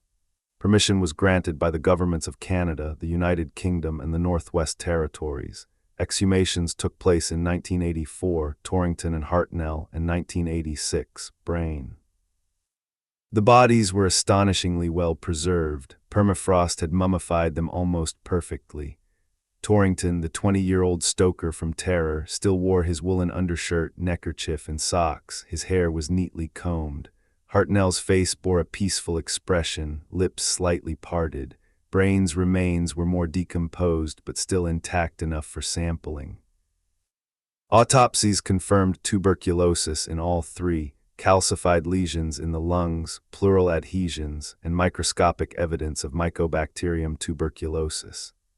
Hair and bone samples showed extraordinarily high lead concentrations. Bone lead levels ranged from 110 to 299 parts per million. Normal modern levels are 110 ppm. Levels above 40-50 ppm indicate significant chronic exposure. Hair segments revealed that lead burden increased steadily during the expedition, peaking in the final months before death. Beatty concluded that lead poisoning was a major contributing factor to the early fatalities on Beechy Island and, by extension, to the overall collapse of the expedition. The source of the lead was traced primarily to the canned food. Surviving Goldner tins from Beechy Island, left behind in 1845-46 and recovered by searchers, were analyzed in the 1980s and again in the 2000s using inductively coupled plasma mass spectrometry, ICP-MS. Solder seams contained up to 60–90% lead. Globules of solder had fallen inside many tins during sealing. A man consuming the standard daily ration of canned meat, about 450–600 g, would ingest 0.20–0.8 mg of lead per day, enough to reach toxic blood levels within months. Secondary sources included the lead soldered water distilleries and lead glazed storage jars for lemon juice. Beatty's team also measured zinc levels in bone and hair. Zinc deficiency weakens the immune system and exacerbates scurvy. Several samples showed subnormal values, suggesting that reliance on pemmican low in zinc without sufficient fresh meat contributed to nutritional collapse. In 1986, Beatty's project produced the first visual record of a Franklin sailor's face in death. Photographs of John Torrington's mummified features were published worldwide. They humanized the tragedy in a way no document ever could. The three men were reinterred with full ceremony in 1986. Their graves remain on Beechy Island under a protective cairn. The next wave of forensic work came in the 1990s and 2000s with analysis of scattered bones from King William Island. Ann Keenleside, Barry McConnell, and Robert Park excavated and studied remains at Erebus Bay, site NGLJ2, in 1992–93 and 1997–98. They recovered 335 bones representing at least 8 individuals. Cut marks were cataloged using low-power microscopy and scanning electron microscopy, SEM. Longitudinal cuts along long bone shafts consistent with filleting, transverse cuts at joint surfaces for disarticulation, crushing of epiphyses and diaphyses to access marrow, chopping marks on cranial vaults to reach brain tissue. No cut marks showed healing. All occurred perimortem or postmortem. Isotope analysis, delta N, on collagen from rib and femur samples showed a marked rise in nitrogen-15 in some individuals, values climbing from marine mammal baseline levels, 14 to 16–18 in the final phase, a classic trophic level shift indicating consumption of human protein. The same team analyzed lead in these bones. Levels remained elevated, 80–250 ppm, confirming that lead exposure continued throughout the march. Dental enamel hypoplasia and Harris lines indicated childhood stress and repeated famine episodes even before the expedition. Many of the men came from poor backgrounds and had endured malnutrition earlier in life. Meanwhile, in the laboratory, researchers at the University of Alberta and elsewhere tested surviving canned food from Beechy Island and other sites for Clostridium botulinum spores and toxins. Although no viable botulism was found in the 150-year-old samples, improper reheating of partially spoiled cans, a known risk with early canning, could have caused outbreaks of foodborne botulism, producing descending paralysis and respiratory failure, symptoms that could be mistaken for advanced scurvy or lead encephalopathy. Parallel to the bone studies, maritime archaeologists and historians refined the search for the wrecks themselves.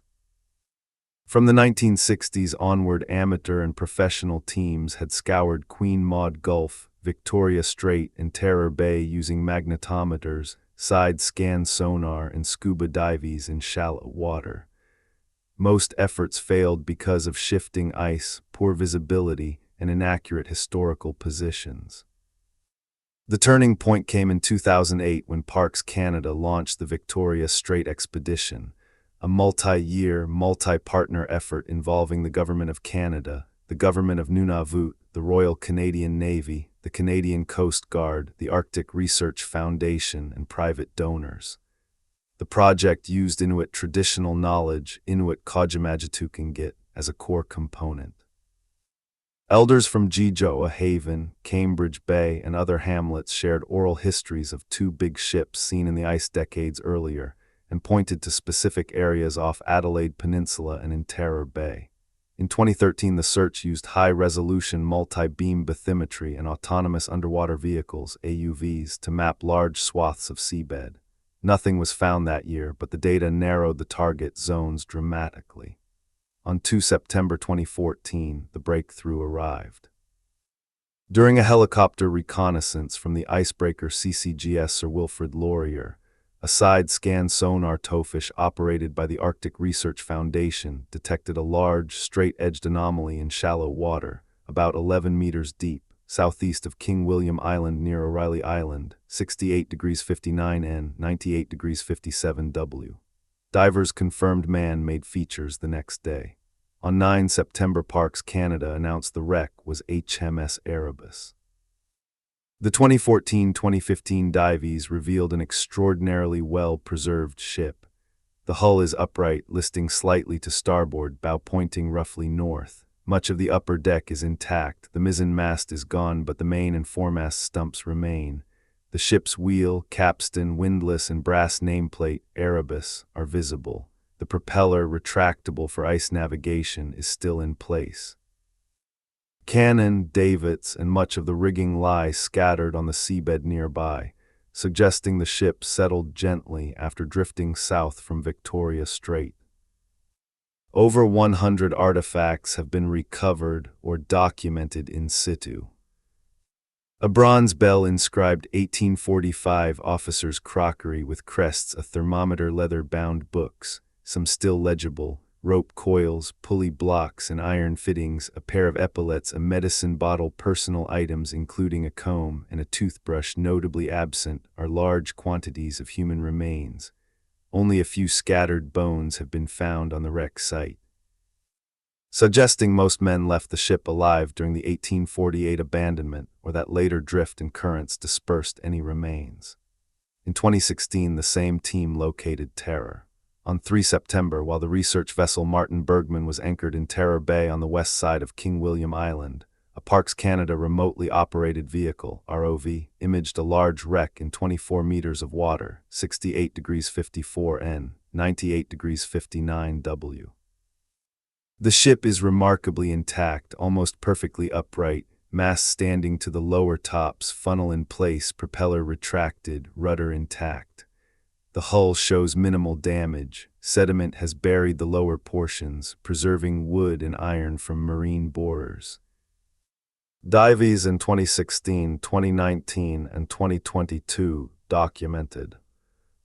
The ship's bell inscribed Terror 1836, the ship's wheel with brass fittings, porcelain plates, and cups, leather boots on deck, a stack of slates, used for navigation lessons, the great cabin skylight, still glazed cannon and carronades in their ports, personal artifacts including a hairbrush, a clay pipe, and a pocket watch case. In 2017, a Parks Canada ROV entered the lower deck through a companionway and captured video of the officers' cabins, beds, desks, shelves still in place. Books on shelves, a chamber pot under a bunk.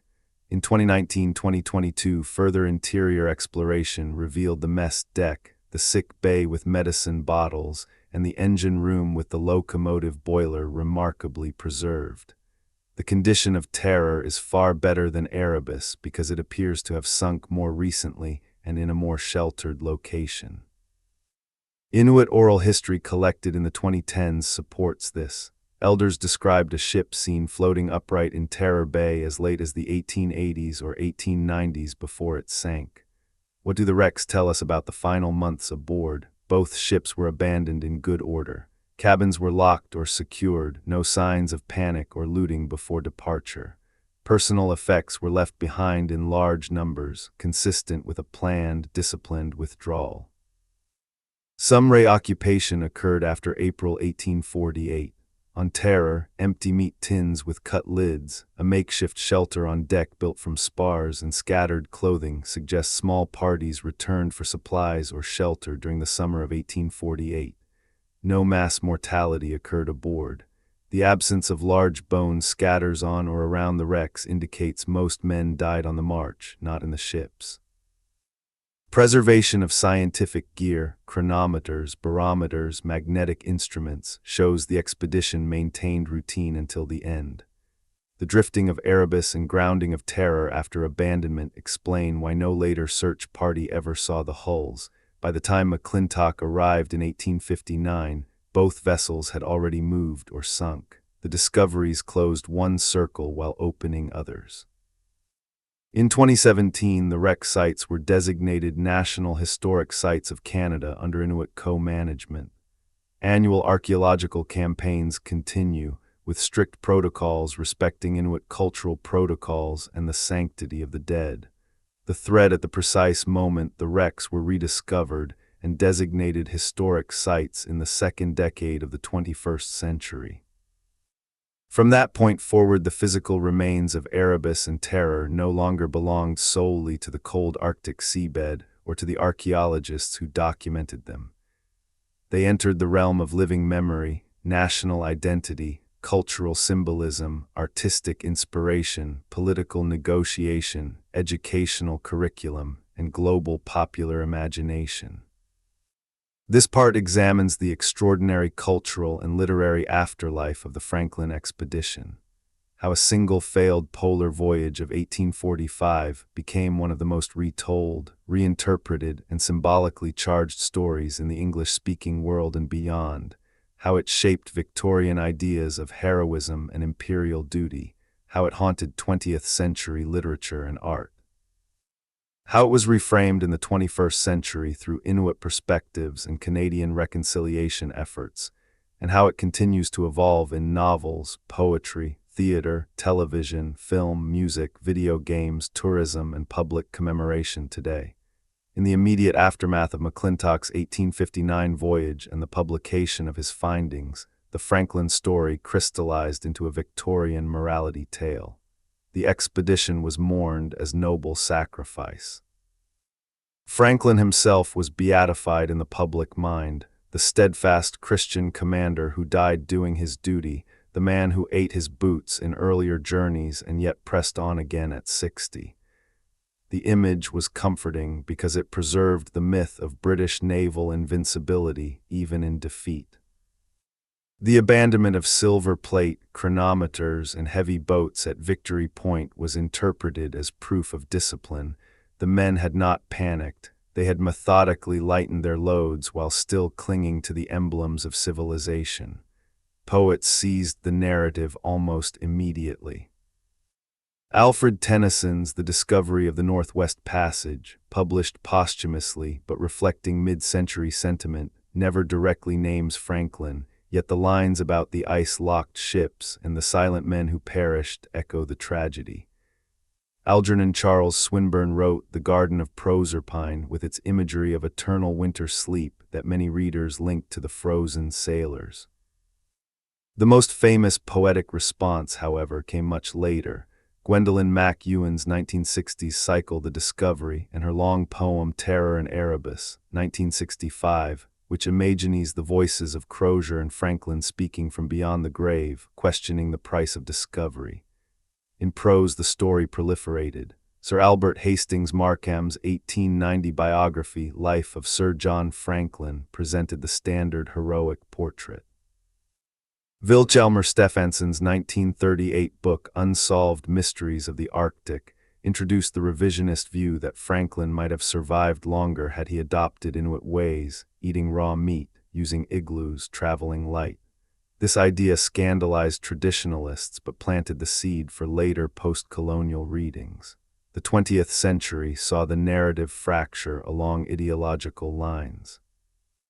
During the two world wars, Franklin became a symbol of quiet endurance. Schoolboys read simplified versions in adventure annuals. In the interwar period, the story fed into the heroic age of polar exploration mythos alongside Scott and Shackleton, though Franklin's failure made him a more ambiguous figure, brave but perhaps foolishly rigid. The 1980s exhumations on Beechey Island and the confirmation of lead poisoning and cannibalism shifted the tone dramatically. Owen Beatty and John Geiger's 1987 book, Frozen in Time, The Fate of the Franklin Expedition, updated in 2004 and 2017, became an international bestseller. Its clinical photographs of mummified faces and tables of lead concentrations stripped away romantic gloss and replaced it with forensic horror. The book argued that lead poisoning, not mere bad luck or incompetence, doomed the expedition, a verdict that resonated in an era increasingly skeptical of imperial hubris. Popular fiction absorbed these revelations. Dan Simmons's 2007 novel, The Terror, fused historical fact with supernatural horror. The ships are besieged not only by ice but by a monstrous creature from Inuit legend, the Toonback, while lead poisoning, scurvy, and interpersonal tensions drive the men to madness and cannibalism. Published just as Parks Canada intensified its wreck searches, the novel became a cultural phenomenon. It was adapted into a 10-episode AMC television series in 2018, scripted by David Kajganish and Sue Hugh, starring Jard Harris as Crozier, Sion Hines as Franklin, and Tobias Menzies as Fitzjames. The series retained the core historical timeline but amplified psychological realism and Inuit characters, notably Silna, played by Niamh Nielsen, giving voice to indigenous perspectives that earlier retellings had marginalized. The television adaptation introduced millions to the story in a new light. Crozier emerges as the tragic hero, pragmatic, humane, increasingly aware of the expedition's fatal flaws, while Franklin is portrayed as well-meaning but fatally out of touch. The show's visual language, permafrost mummies, blackened gums, ice-crushed hulls, ritual cannibalism, drew directly from Beattie's exhumation photos and McClintock's 1859 sketches. Critics praised its atmospheric dread and its willingness to confront the taboo of cannibalism without sensationalism. Other recent fictional treatments include Richard Flanagan's 2017 novel The Living Sea of Waking Dreams, which uses Franklin as a metaphor for ecological collapse, Alastair Reynolds's 2020 novella Beyond the Aquila Rift, which nods to the expedition in a science fiction context, and Michelle Good's 2023 short story collection, The Franklin Expedition, which centers Inuit women's viewpoints. In young adult fiction, David McKinney-Gill's 2019 novel, Shadow on the Ice, reimagines the march from the perspective of a fictional cabin boy. In visual art, the imagery has been equally potent. Edwin Landseer's 1864 painting Man Proposes, God Disposes, now in Royal Holloway, University of London, shows two polar bears gnawing on relics from Erebus and terror amid shattered scientific instruments, a brutal commentary on the futility of human ambition. The painting caused controversy when first exhibited. Some viewers found it blasphemous. Later artists drew on the mummies. Paul Franklin's 1980s photographs of the Beachy exhumations circulated widely, and contemporary Inuit artists such as Annie Puduguk and Shuvaniya Shuna have referenced the wrecks and the starving white men in drawings that blend personal memory with collective history. Music has kept the story alive in subtler ways. The Canadian folk band The Tragically Hip included the song The Last American Hero on their 1991 album, with oblique references to polar tragedy. Sting's 2009 album, If on a Winter's Night, features The Hounds of Winter, inspired by Inuit stories of the expedition. Most ambitiously, the 2018 opera, The Terror, by composer Tim Brady and librettist David Yee, premiered in Toronto, weaving Inuit throat singing with Western orchestral music to dramatize the cultural collision. Theater has embraced the material as well. David Young's 1998 play, Inexpressible Island, imagines the men staging Chekhov's Uncle Vanya during the final winter. The 2019 play, Franklin, by Canadian playwright Christian Brune, uses verbatim excerpts from searchers, journals, and Inuit testimony to create a choral narrative. Perhaps the most profound shift in the 21st century has been the foregrounding of Inuit knowledge and agency. For over a century, European and North American searchers treated Inuit oral histories as supplementary at best, unreliable at worst. After the 2014 discovery of Erebus, guided explicitly by Joa Haven elder Louis Camelcac and other knowledge holders. The narrative changed. Parks Canada now co-manages the sites with the Kitikmeot Inuit Association and the government of Nunavut. Annual fieldwork includes community consultations, artifacts are repatriated for display in Nunavut museums, and the story is taught in Nunavut schools as part of Inuit history rather than solely as British tragedy. Louis Camelcac, who passed away in 2018, became a public face of this reframing. He collected elders' accounts of the ships and the starving men, cross-referenced them with 19th-century maps, and helped pinpoint search areas. His work demonstrated that Inuit had known approximate wreck locations for generations but were rarely asked or believed. Tourism has followed. The hamlet of Joa Haven, population ~1200, now offers guided visits to nearby Franklin-related sites on King William Island. Visitors can see the Victory Point cairn replica, walk the Erebus Bay shoreline, and hear local guides recount family stories. Cruise ships occasionally visit during the brief summer navigation season, though climate change is extending the window and altering ice patterns in ways that would have astonished Franklin. In Canada, the expedition has become a national touchstone for reconciliation. Prime Minister Justin Trudeau referenced Franklin during 2017 speeches marking Canada's sesquicentennial, framing the rediscovery as a triumph of collaboration between Inuit knowledge and Western science. The wrecks are cited in discussions of Arctic sovereignty, climate change, melting ice enabled the discoveries, and Indigenous rights. Globally, the story retains mythic power because it condenses so many themes: the limits of technology in the face of nature, the cost of imperial ambition, the fragility of the human body, the taboo of survival cannibalism, the clash of cultures, and the long reach of historical trauma. It is taught in university courses on exploration history, environmental humanities, medical anthropology, and post-colonial studies. It appears in board games, The Terror, video games, references in Assassin's Creed Rogue and Frostpunk, podcasts, The Explorers Podcast, Astonishing Legends, and countless YouTube documentaries. As sea ice retreats further each decade, new artifacts occasionally surface on King William Island beaches: buttons, clay pipes, fragments of wood, reminders that the story is not fully closed.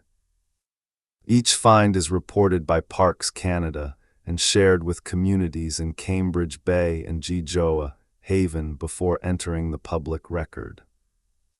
Trace the Franklin expedition's transformation from Victorian tragedy to modern multicultural legend. The heroic memorials of the 1850s-1890s, the revisionist and forensic turn of the 1930s-1980s, the explosion of popular retellings after Frozen in Time and The Terror, the visual and musical echoes, the decisive incorporation of Inuit voice after 2014, and the ongoing role of the story in Canadian identity, Arctic geopolitics, and global discussions of exploration's human cost. In Part 8, we will examine the broader historical consequences of the expedition and its searches. How the quest for Franklin mapped hundreds of thousands of square miles of previously unknown Arctic coastline and channels. How it influenced 19th-century ship design and polar survival techniques.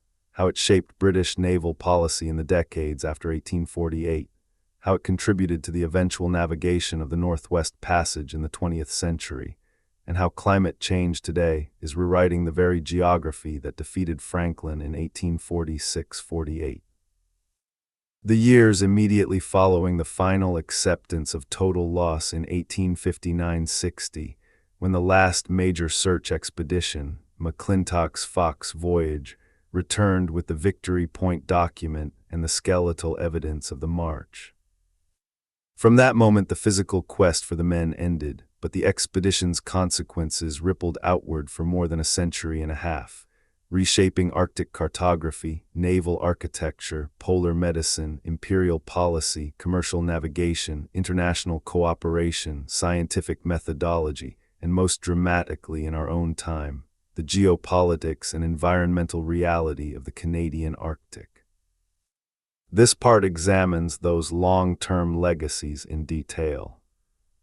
The mapping bonanza produced by 40 years of Franklin searches, the technical and logistical lessons absorbed by later explorers, the shifts in British naval strategy after the debacle, the slow, contested realization of the Northwest Passage itself, the role of the searches in establishing Canada's Arctic sovereignty claims, and the way accelerating climate change since the late 20th century has transformed the very seascape that once imprisoned Erebus and Terror into a seasonally navigable corridor.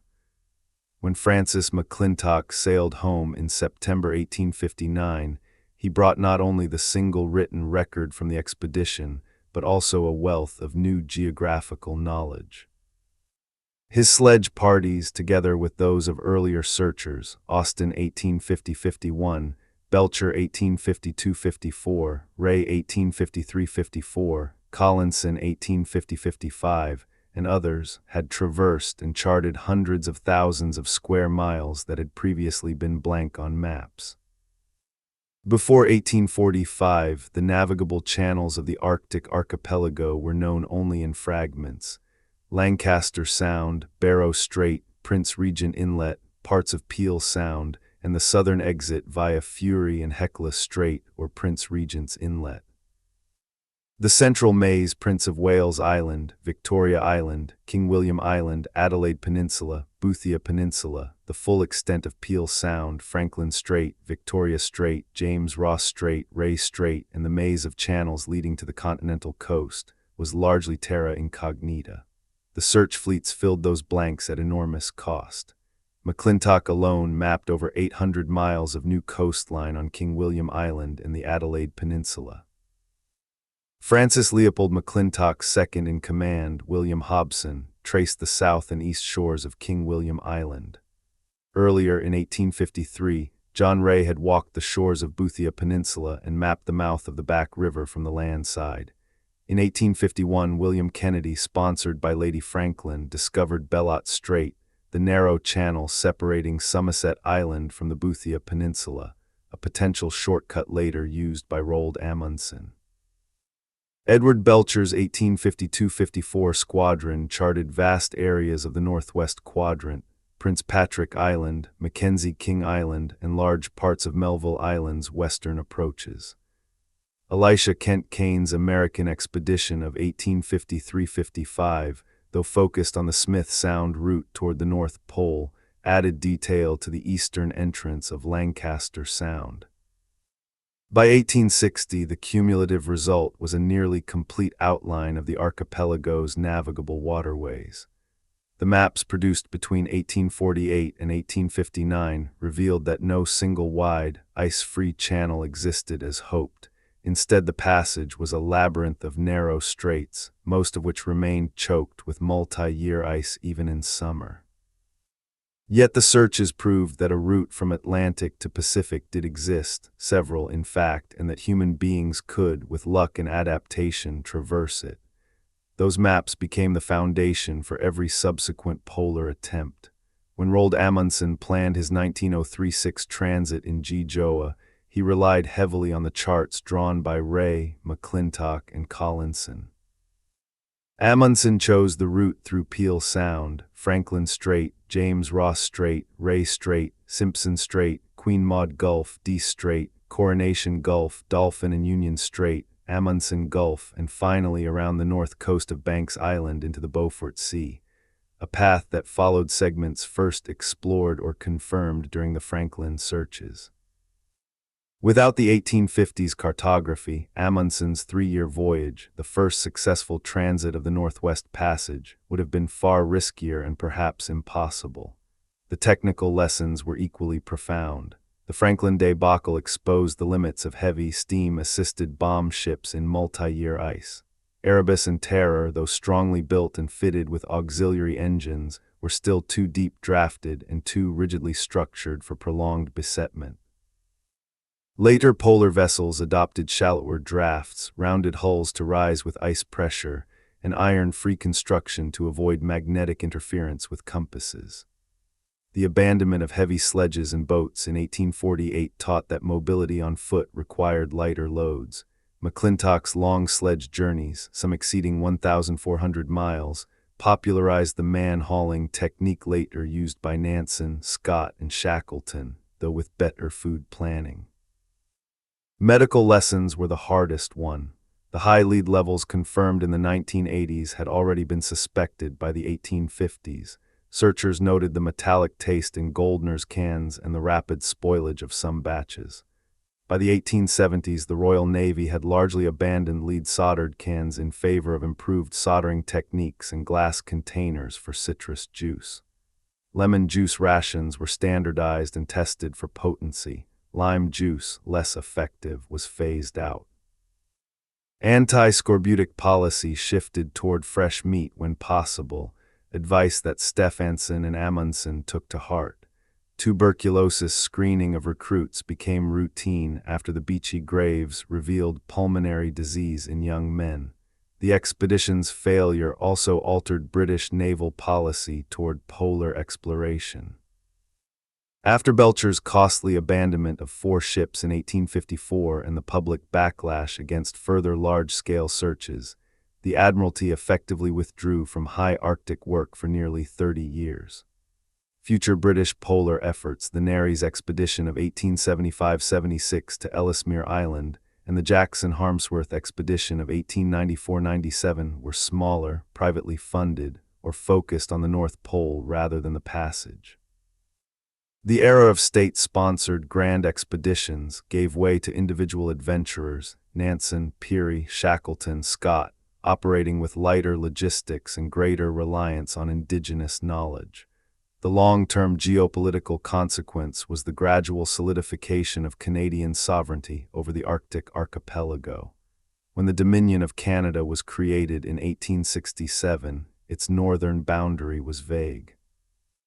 Britain transferred Rupert's Land and the Northwestern Territory to Canada in 1870, but the Arctic islands remained under British control until 1880, when an order in council transferred them to Canada.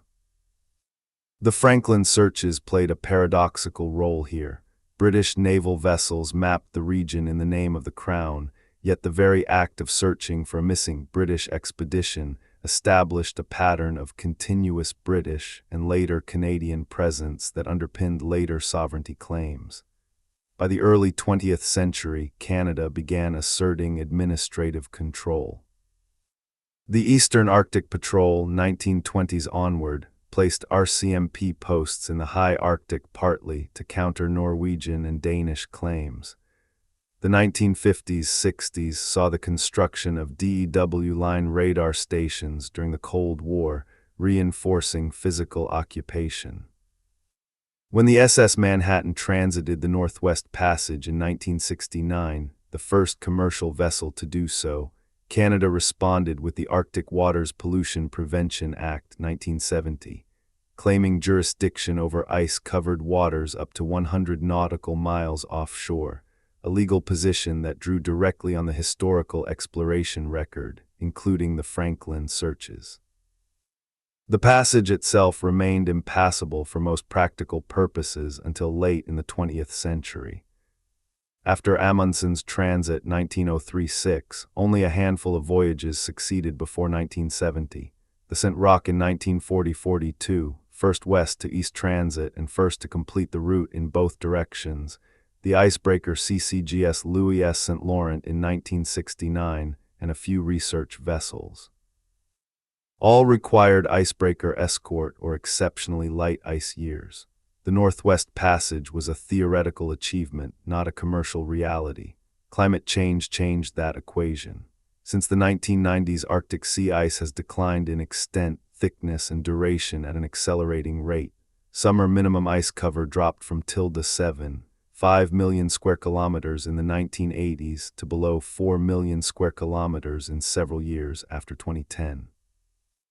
Multi-year ice in the central channels, once the impenetrable barrier that held Erebus and Terror, has largely disappeared.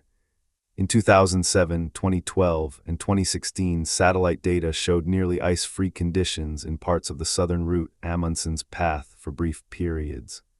The first unescorted commercial transit occurred in 2013 when the Nordic Orion carried coal from Vancouver to Finland via the passage. By 2023-2025, dozens of vessels, bulk carriers, cruise ships, research ships, adventure yachts made the transit each summer. In 2024, the luxury cruise ship Ultramarine navigated Peel Sound and Franklin Strait with only light icebreaker support.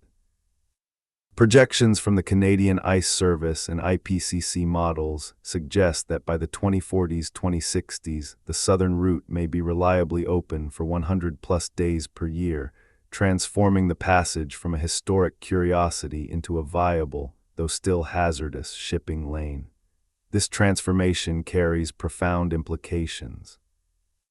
For Canada, it strengthens the argument for internal waters status, full sovereignty over the passage, rather than international strait status, free transit under UNCLOS. For global trade, it offers a 4,000 nautical mile shortcut between Europe and Asia compared with the Panama Canal route, though insurance costs, ice class requirements, and environmental risks remain high. For Inuit communities, it brings both economic opportunity, pilotage, search and rescue contracts, tourism, and severe threats, increased marine traffic, potential oil spills, disruption of marine mammals, and accelerated permafrost thaw affecting traditional hunting. The Franklin expedition, therefore, sits at the center of this unfolding story. The route it attempted in 1846 through Peel Sound, Victoria Strait, and Queen Maud Gulf is now the most commonly used southern variant of the passage. The very ice that crushed their hopes is retreating because of the fossil fuel economy that Franklin's era helped launch. The ships that were once symbols of imperial overreach are now studied as climate archives. Wood cores from the wrecks show tree ring patterns that help reconstruct 19th century temperatures, while sediment cores around the sites record shifts in ice, algae, and foraminifera that track long-term warming. In this sense, the Franklin story has come full circle. What began as a quest for a trade route to Asia ended in tragedy, then in mapping, then in myth, then in rediscovery, and now in a new era where the same route is being reopened, not by sail and steam, but by diesel and satellite navigation in a warming world. The expedition that failed so catastrophically in 1846-48 inadvertently laid the cartographic groundwork for the very navigation corridor that modern ships now exploit.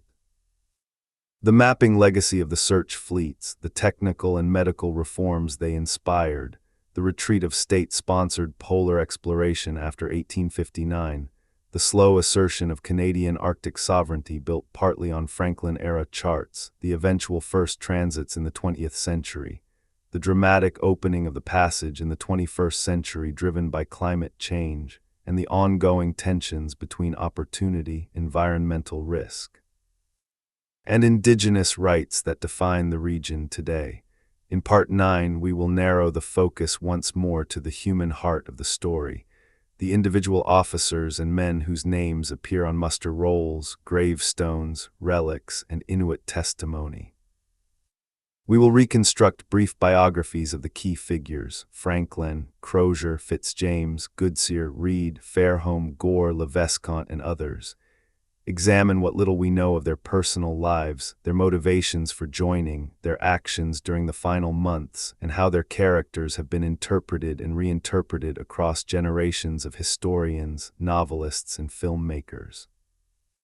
Where the grand historical consequences and modern transformations left off, with the Northwest Passage now opening each summer under a changing sky, yet the human faces behind the tragedy still largely in shadow. We now turn inward to the 129 individuals who sailed: officers, petty officers, able seamen, marines, engineers, stewards, boys, their names preserved on muster rolls, headboards, silver spoons, pocket chronometers, and the occasional Inuit recollection.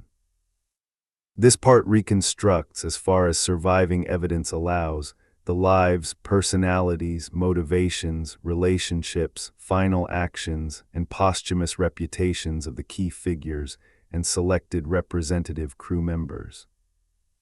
We move through the command structure and then outward to the men whose bones or belongings mark the trail southward, drawing on letters, service records, searchers, reports, forensic data, Inuit testimony, modern biographies, and the ways novelists and screenwriters have reimagined them. At the head of the expedition stood Sir John Franklin himself, born 16 April 1786 in Spilsby, Lincolnshire, the youngest of 12 children of a merchant. He entered the Royal Navy at 14, fought at Copenhagen 1801 and Trafalgar 1805, survived shipwreck on the Investigator in 1803, and then turned to polar work. His 1819-22 Copperman River journey earned him eternal fame and the grim nickname "the man who ate his boots," after 11 of 20 men died of starvation and one, Mitchell Terrahot, was executed for suspected murder and cannibalism. The 1825-27 Mackenzie River expedition was more successful, mapping 1,500 miles of coast. Knighted in 1829, married twice, first to poet Eleanor Porden, who died in 1825, then to Jane Griffin in 1828, appointed lieutenant governor of Van Diemen's Land, 1830-743, where political enemies accused him of weakness and mismanagement. By 1845, aged 59, he was eager to reclaim his explorer's reputation. Letters from Greenland show optimism tempered by awareness of his age. He told Jane he felt the weight of years but trusted in divine protection. He died 11 June 1847, almost certainly of natural causes, stroke or heart failure exacerbated by lead poisoning. Inuit testimony collected by Hall in the 1860s speaks of a fat chief who died early and was buried on the ice. No grave has ever been found. In Victorian eyes, he became the saintly martyr. Modern historians see a decent but outdated commander whose faith in naval routine blinded him to environmental realities. Second in command and captain of terror was Francis Rawdon Moira Crozier, born 16 October 1796 near Banbridge, Ireland, into a well-connected Protestant family. He joined the Navy at 13, served in the Napoleonic Wars, and then specialized in polar work.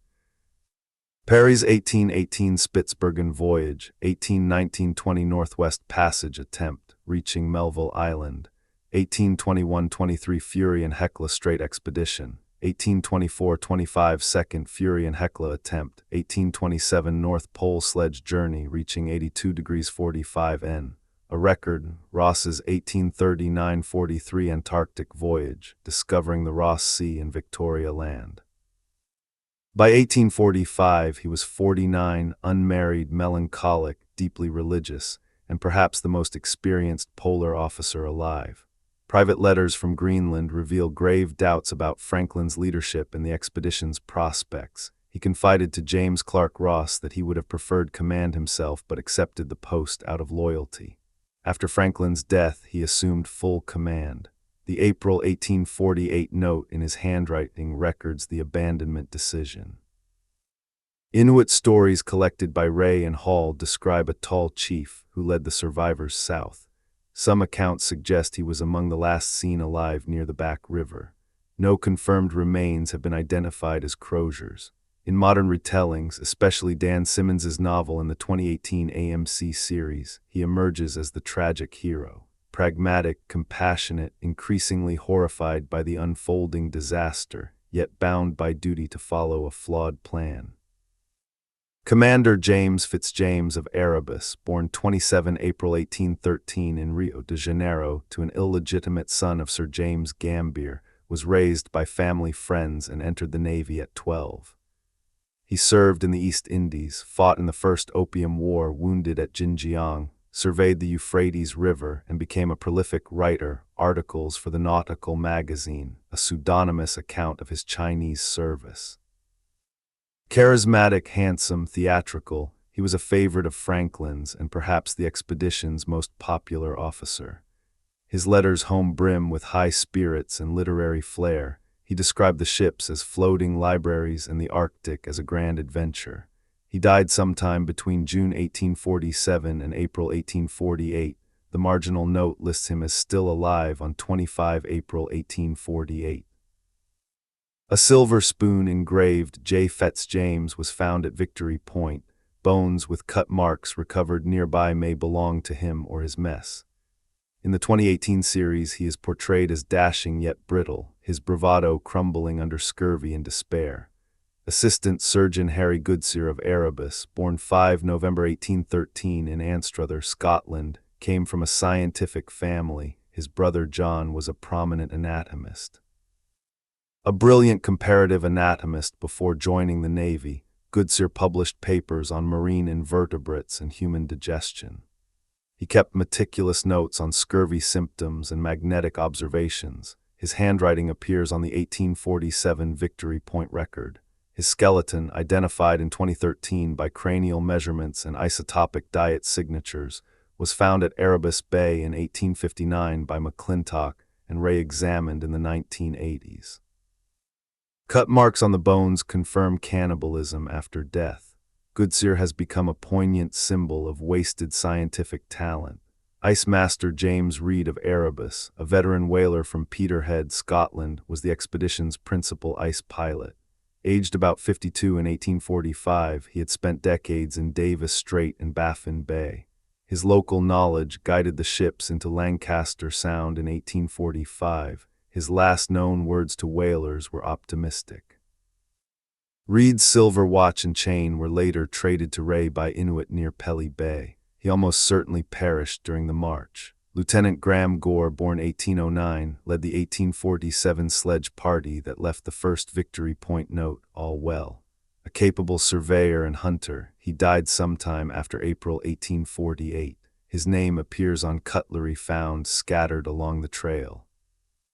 Lieutenant Henry Thomas Dundas Le Vescount, born 1813, left a pocketbook at Erebus Bay containing navigational notes and personal jottings.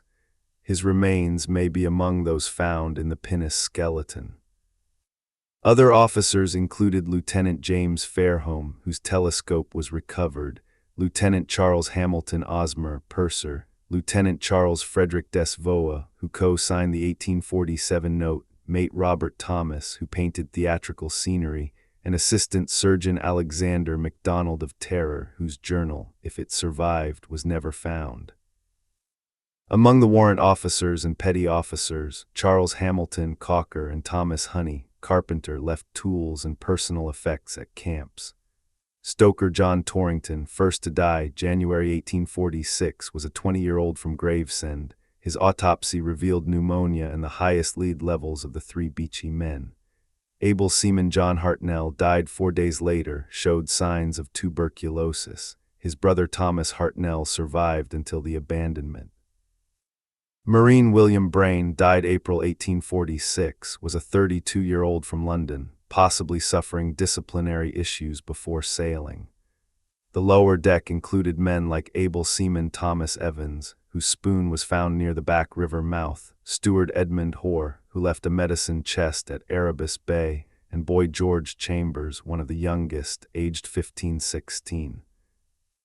Many were from naval ports Portsmouth, Plymouth, Deptford, with prior service in the Mediterranean, West Indies, or Antarctic.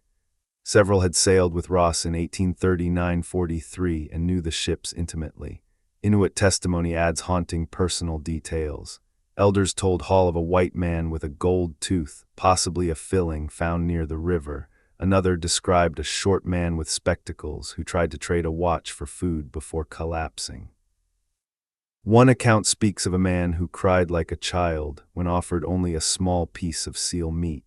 These fragments humanize the anonymous dead. Posthumous reputations vary wildly. Victorian writers idealized Franklin and glossed over cannibalism. 20th century revisionists blamed rigid class hierarchy and refusal to adopt Inuit methods. 21st century portrayals, especially the 2018 series, give psychological depth. Crozier as the clear-eyed realist, Fitzjames as the wounded romantic, Crozier as the horrified scientist, Franklin as the well-intentioned anachronism.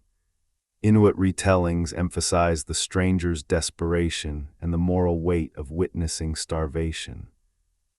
Every relic carries a ghost. A monogrammed fork speaks of lost dignity, a broken chronometer of futile precision, a child's embroidered slipper of hope never fulfilled. The 129 names engraved on monuments in Greenwich, Spilsby, and Waterloo Place remind us that behind every grand expedition are ordinary men who believed in the mission until the ice closed over them.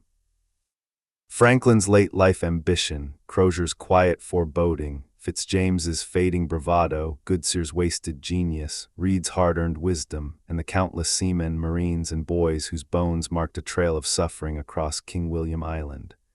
We have followed their names through service records, letters, graves, relics, forensic tables, and oral memory, seeing how each has been remembered, reinterpreted, or forgotten. In the final part, Part 10, we draw the entire narrative together.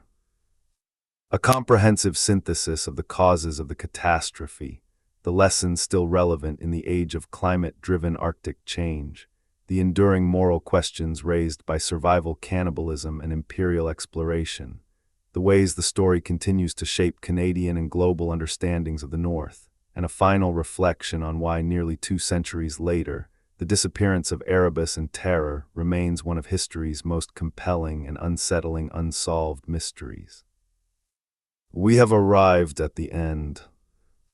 Everything we have followed from the proud departure on a May morning in 1845, through the long entrapment in Victoria Strait, the deaths on Beechey Island, Franklin's quiet passing in June 1847, Crozier's reluctant succession, the abandonment of the ships on 22 April 1848, the death march south across King William Island, the camps at Victory Point and Erebus Bay where cutlery was abandoned and bones were broken for marrow. The fading trail along the Back River where the last men sat down in snow and never rose again. We have followed it all the way to the rediscovery of the wrecks in 2014 and 2016, the forensic confirmation of lead poisoning and cannibalism, the cultural reinventions in novels and television, the opening of the very passage they sought under a warming sky, and the individual human faces that still peer out from muster rolls, daguerreotypes, and Inuit oral memory. Now we draw every thread together into a single, final reckoning. What truly caused the catastrophe? What lessons still echo across time? What moral questions refuse to be buried? How the story continues to shape our understanding of exploration, empire, survival, and the Arctic in the 21st century, and why nearly 2 centuries later, the disappearance of 129 men and 2 ships remains one of history's most magnetic and disturbing unsolved mysteries. The causes were never singular. They formed a lethal braid of interlocking failures, each amplifying the others until escape became impossible. First, strategic misjudgment of the ice regime. In 1845, Peel Sound appeared open, unusually so, and Franklin pressed through, following his orders to take the most westerly and southerly route possible toward Bering Strait. He could not know that the summer of 1846 would be anomalously cold, that multi-year ice would pile into Victoria Strait in quantities not seen in living memory, and that the ships would be gripped in a vice from which no summer thaw would free them. Had he waited one more season in Lancaster Sound or turned back toward Prince Regent Inlet, the outcome might have been different, but naval discipline demanded progress, hesitation was failure. Second, technological and logistical hubris. Erebus and Terror were the most advanced polar vessels of their day, iron-sheathed, steam-powered, heated by hot water pipes, carrying 3 years' provisions, a library, daguerreotype equipment, scientific instruments. Yet the very innovations that gave confidence proved fatal. The auxiliary engines were underpowered against moving pack ice. The propeller mechanism was vulnerable to damage. Most critically, the 8,000-plus cans supplied by Stephen Goldner were poorly soldered. Lead globules contaminated the food, delivering chronic doses of 0.20.8 mg per day per man. Combined with lead from water distilleries and citrus jars, blood lead levels rose steadily, producing fatigue, constipation, irritability, confusion, and eventually encephalopathy. Zinc deficiency from pemmican-heavy diets weakened immunity. Tuberculosis, already present in at least 3 men on Beachy Island, spread in close quarters. Lemon juice delayed but could not prevent scurvy once stocks ran low. The ships were floating poison cabinets as much as floating fortresses. Third, the weight of empire on the march. When abandonment became inevitable, the men dragged boats laden with chronometers, silver plate, books, uniforms, and other symbols of naval civilization. These items, psychologically impossible to leave behind, added hundreds of pounds to each sledge. The result, progress measured in yards per day across hummocky ice, followed by exhaustion, frostbite, and starvation when supplies ran out. A lighter Inuit-style retreat, using sledges of skin and bone, eating raw seal, building snow shelters, might have bought weeks or months, but Victorian seamen could not conceive of abandoning the emblems of their identity. Fourth, the absence of contingency. The Back River route was chosen because it was the only river system Franklin had personally mapped that flowed toward known fur posts. No one anticipated its length over 600 miles, its rapids, its barren autumn tundra, or the scarcity of game after freeze-up. No fallback plan existed, no depot laid on Somerset Island, no signal fires pre-arranged, no expectation that rescue would arrive in time. Fifth, cumulative physiological collapse. Lead poisoning impaired judgment and wound healing. Scurvy eroded gums and connective tissue. Tuberculosis destroyed lungs. Possible botulism from spoiled cans caused paralysis in some cases. Malnutrition triggered ketosis, then organ failure. Cannibalism, confirmed by cut marks, isotope shifts, and orderly bone breakage, appeared only in the final stage when no other protein remained. It was not depravity, it was the last desperate arithmetic of survival. Taken together, these factors created a perfect storm, not a sudden disaster, but a slow, compounding catastrophe that unfolded over 32 months. The lessons remain stark and relevant. 1. Environmental intelligence must trump ambition. Franklin sailed with the best charts and instruments of 1845, yet the Arctic's variability overwhelmed them. Today, with satellite imagery, ice forecasting, and climate modeling, we can anticipate multi-year ice zones, but only if we listen to the data rather than to institutional momentum. 2. Food safety is non-negotiable. The Goldnerkins were a scandal in their day. Modern equivalents would be unthinkable. Yet parallels exist. Reliance on single-source supply chains, inadequate quality control, or novel preservation methods can still introduce hidden toxins. 3. Cultural flexibility saves lives.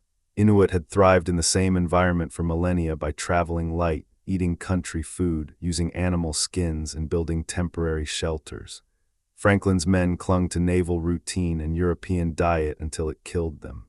The lesson, repeated in Scott's Antarctic tragedy and countless other expeditions, is that adaptation to local knowledge often matters more than technological superiority. 4. Mental resilience is as critical as physical endurance. The polar night, isolation, monotony, and accumulating deaths eroded morale. Modern expeditions now include psychological screening, rotation schedules, and structured recreation.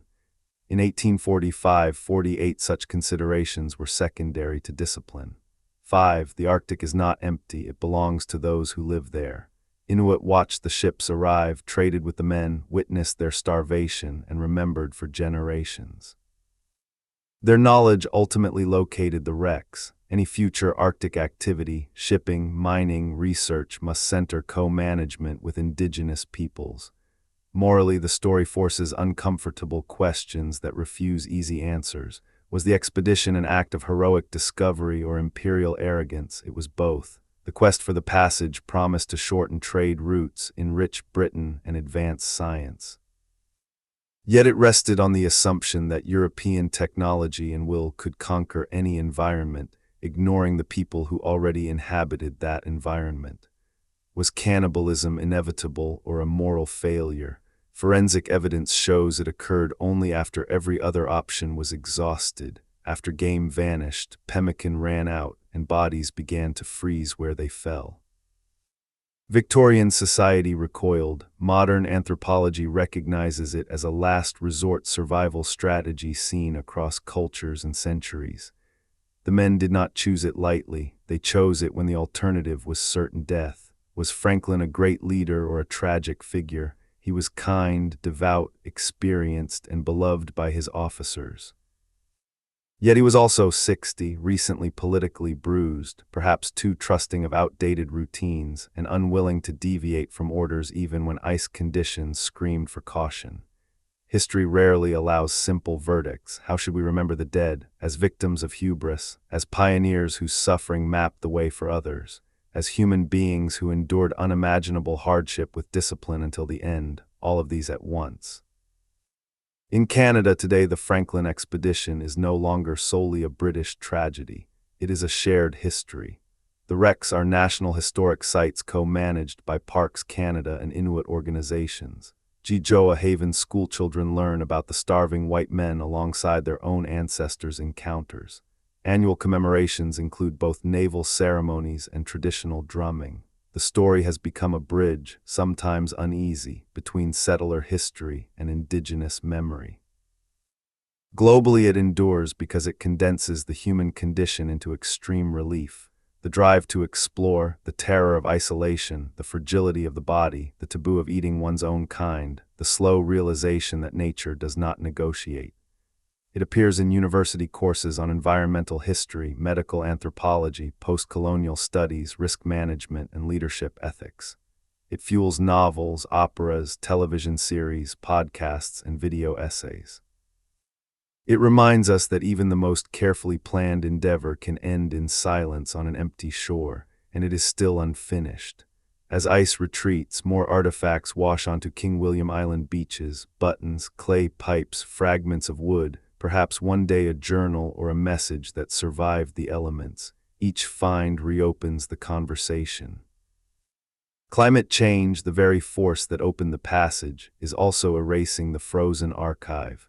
Thawing permafrost is exposing and decomposing organic remains faster than archaeologists can record them. So why does Franklin still matter in 2026 and beyond? Because the Arctic is no longer a remote frontier. It is a shipping corridor, a resource frontier, a military zone, a climate change hotspot, and the homeland of peoples who have watched strangers come and go for centuries. The ships that sank in 1848-49 are now visible again because the world has warmed. The passage they died seeking is navigable because of emissions that began in the coal-fired 19th century. The tragedy that once symbolized the limits of human ambition now symbolizes the consequences of ignoring those limits. Franklin's expedition was never just about finding a sea route. It was about the collision between human desire and planetary reality. That collision continues. The ice is thinner, the summers longer, the stakes higher. The men who vanished in 1848 remind us that nature keeps its own counsel, and that when we refuse to listen, the price can be total. Thank you for joining me on this long journey through ice, ambition, suffering, rediscovery, and reckoning. If this story moved you, if it made you think about exploration, survival, empire, climate, or simply about the fragility of human plans, please hit that subscribe button right now so you never miss another deep dive into the moments that shaped our world. Drop a comment below. Where in the world are you watching this? From Camilla to California, from London to Longyearbyen. What time is it where you are? And tell me, what part of the Franklin story haunts you the most? The quiet death of the commander in the dark cabin, the cut marks on the bones at Erebus Bay, the moment Crozier wrote "Start tomorrow for Back's Fish River," or the sight of Erebus rising from the seabed after 169 years. Let me know in the comments. Your thoughts become part of this ongoing conversation.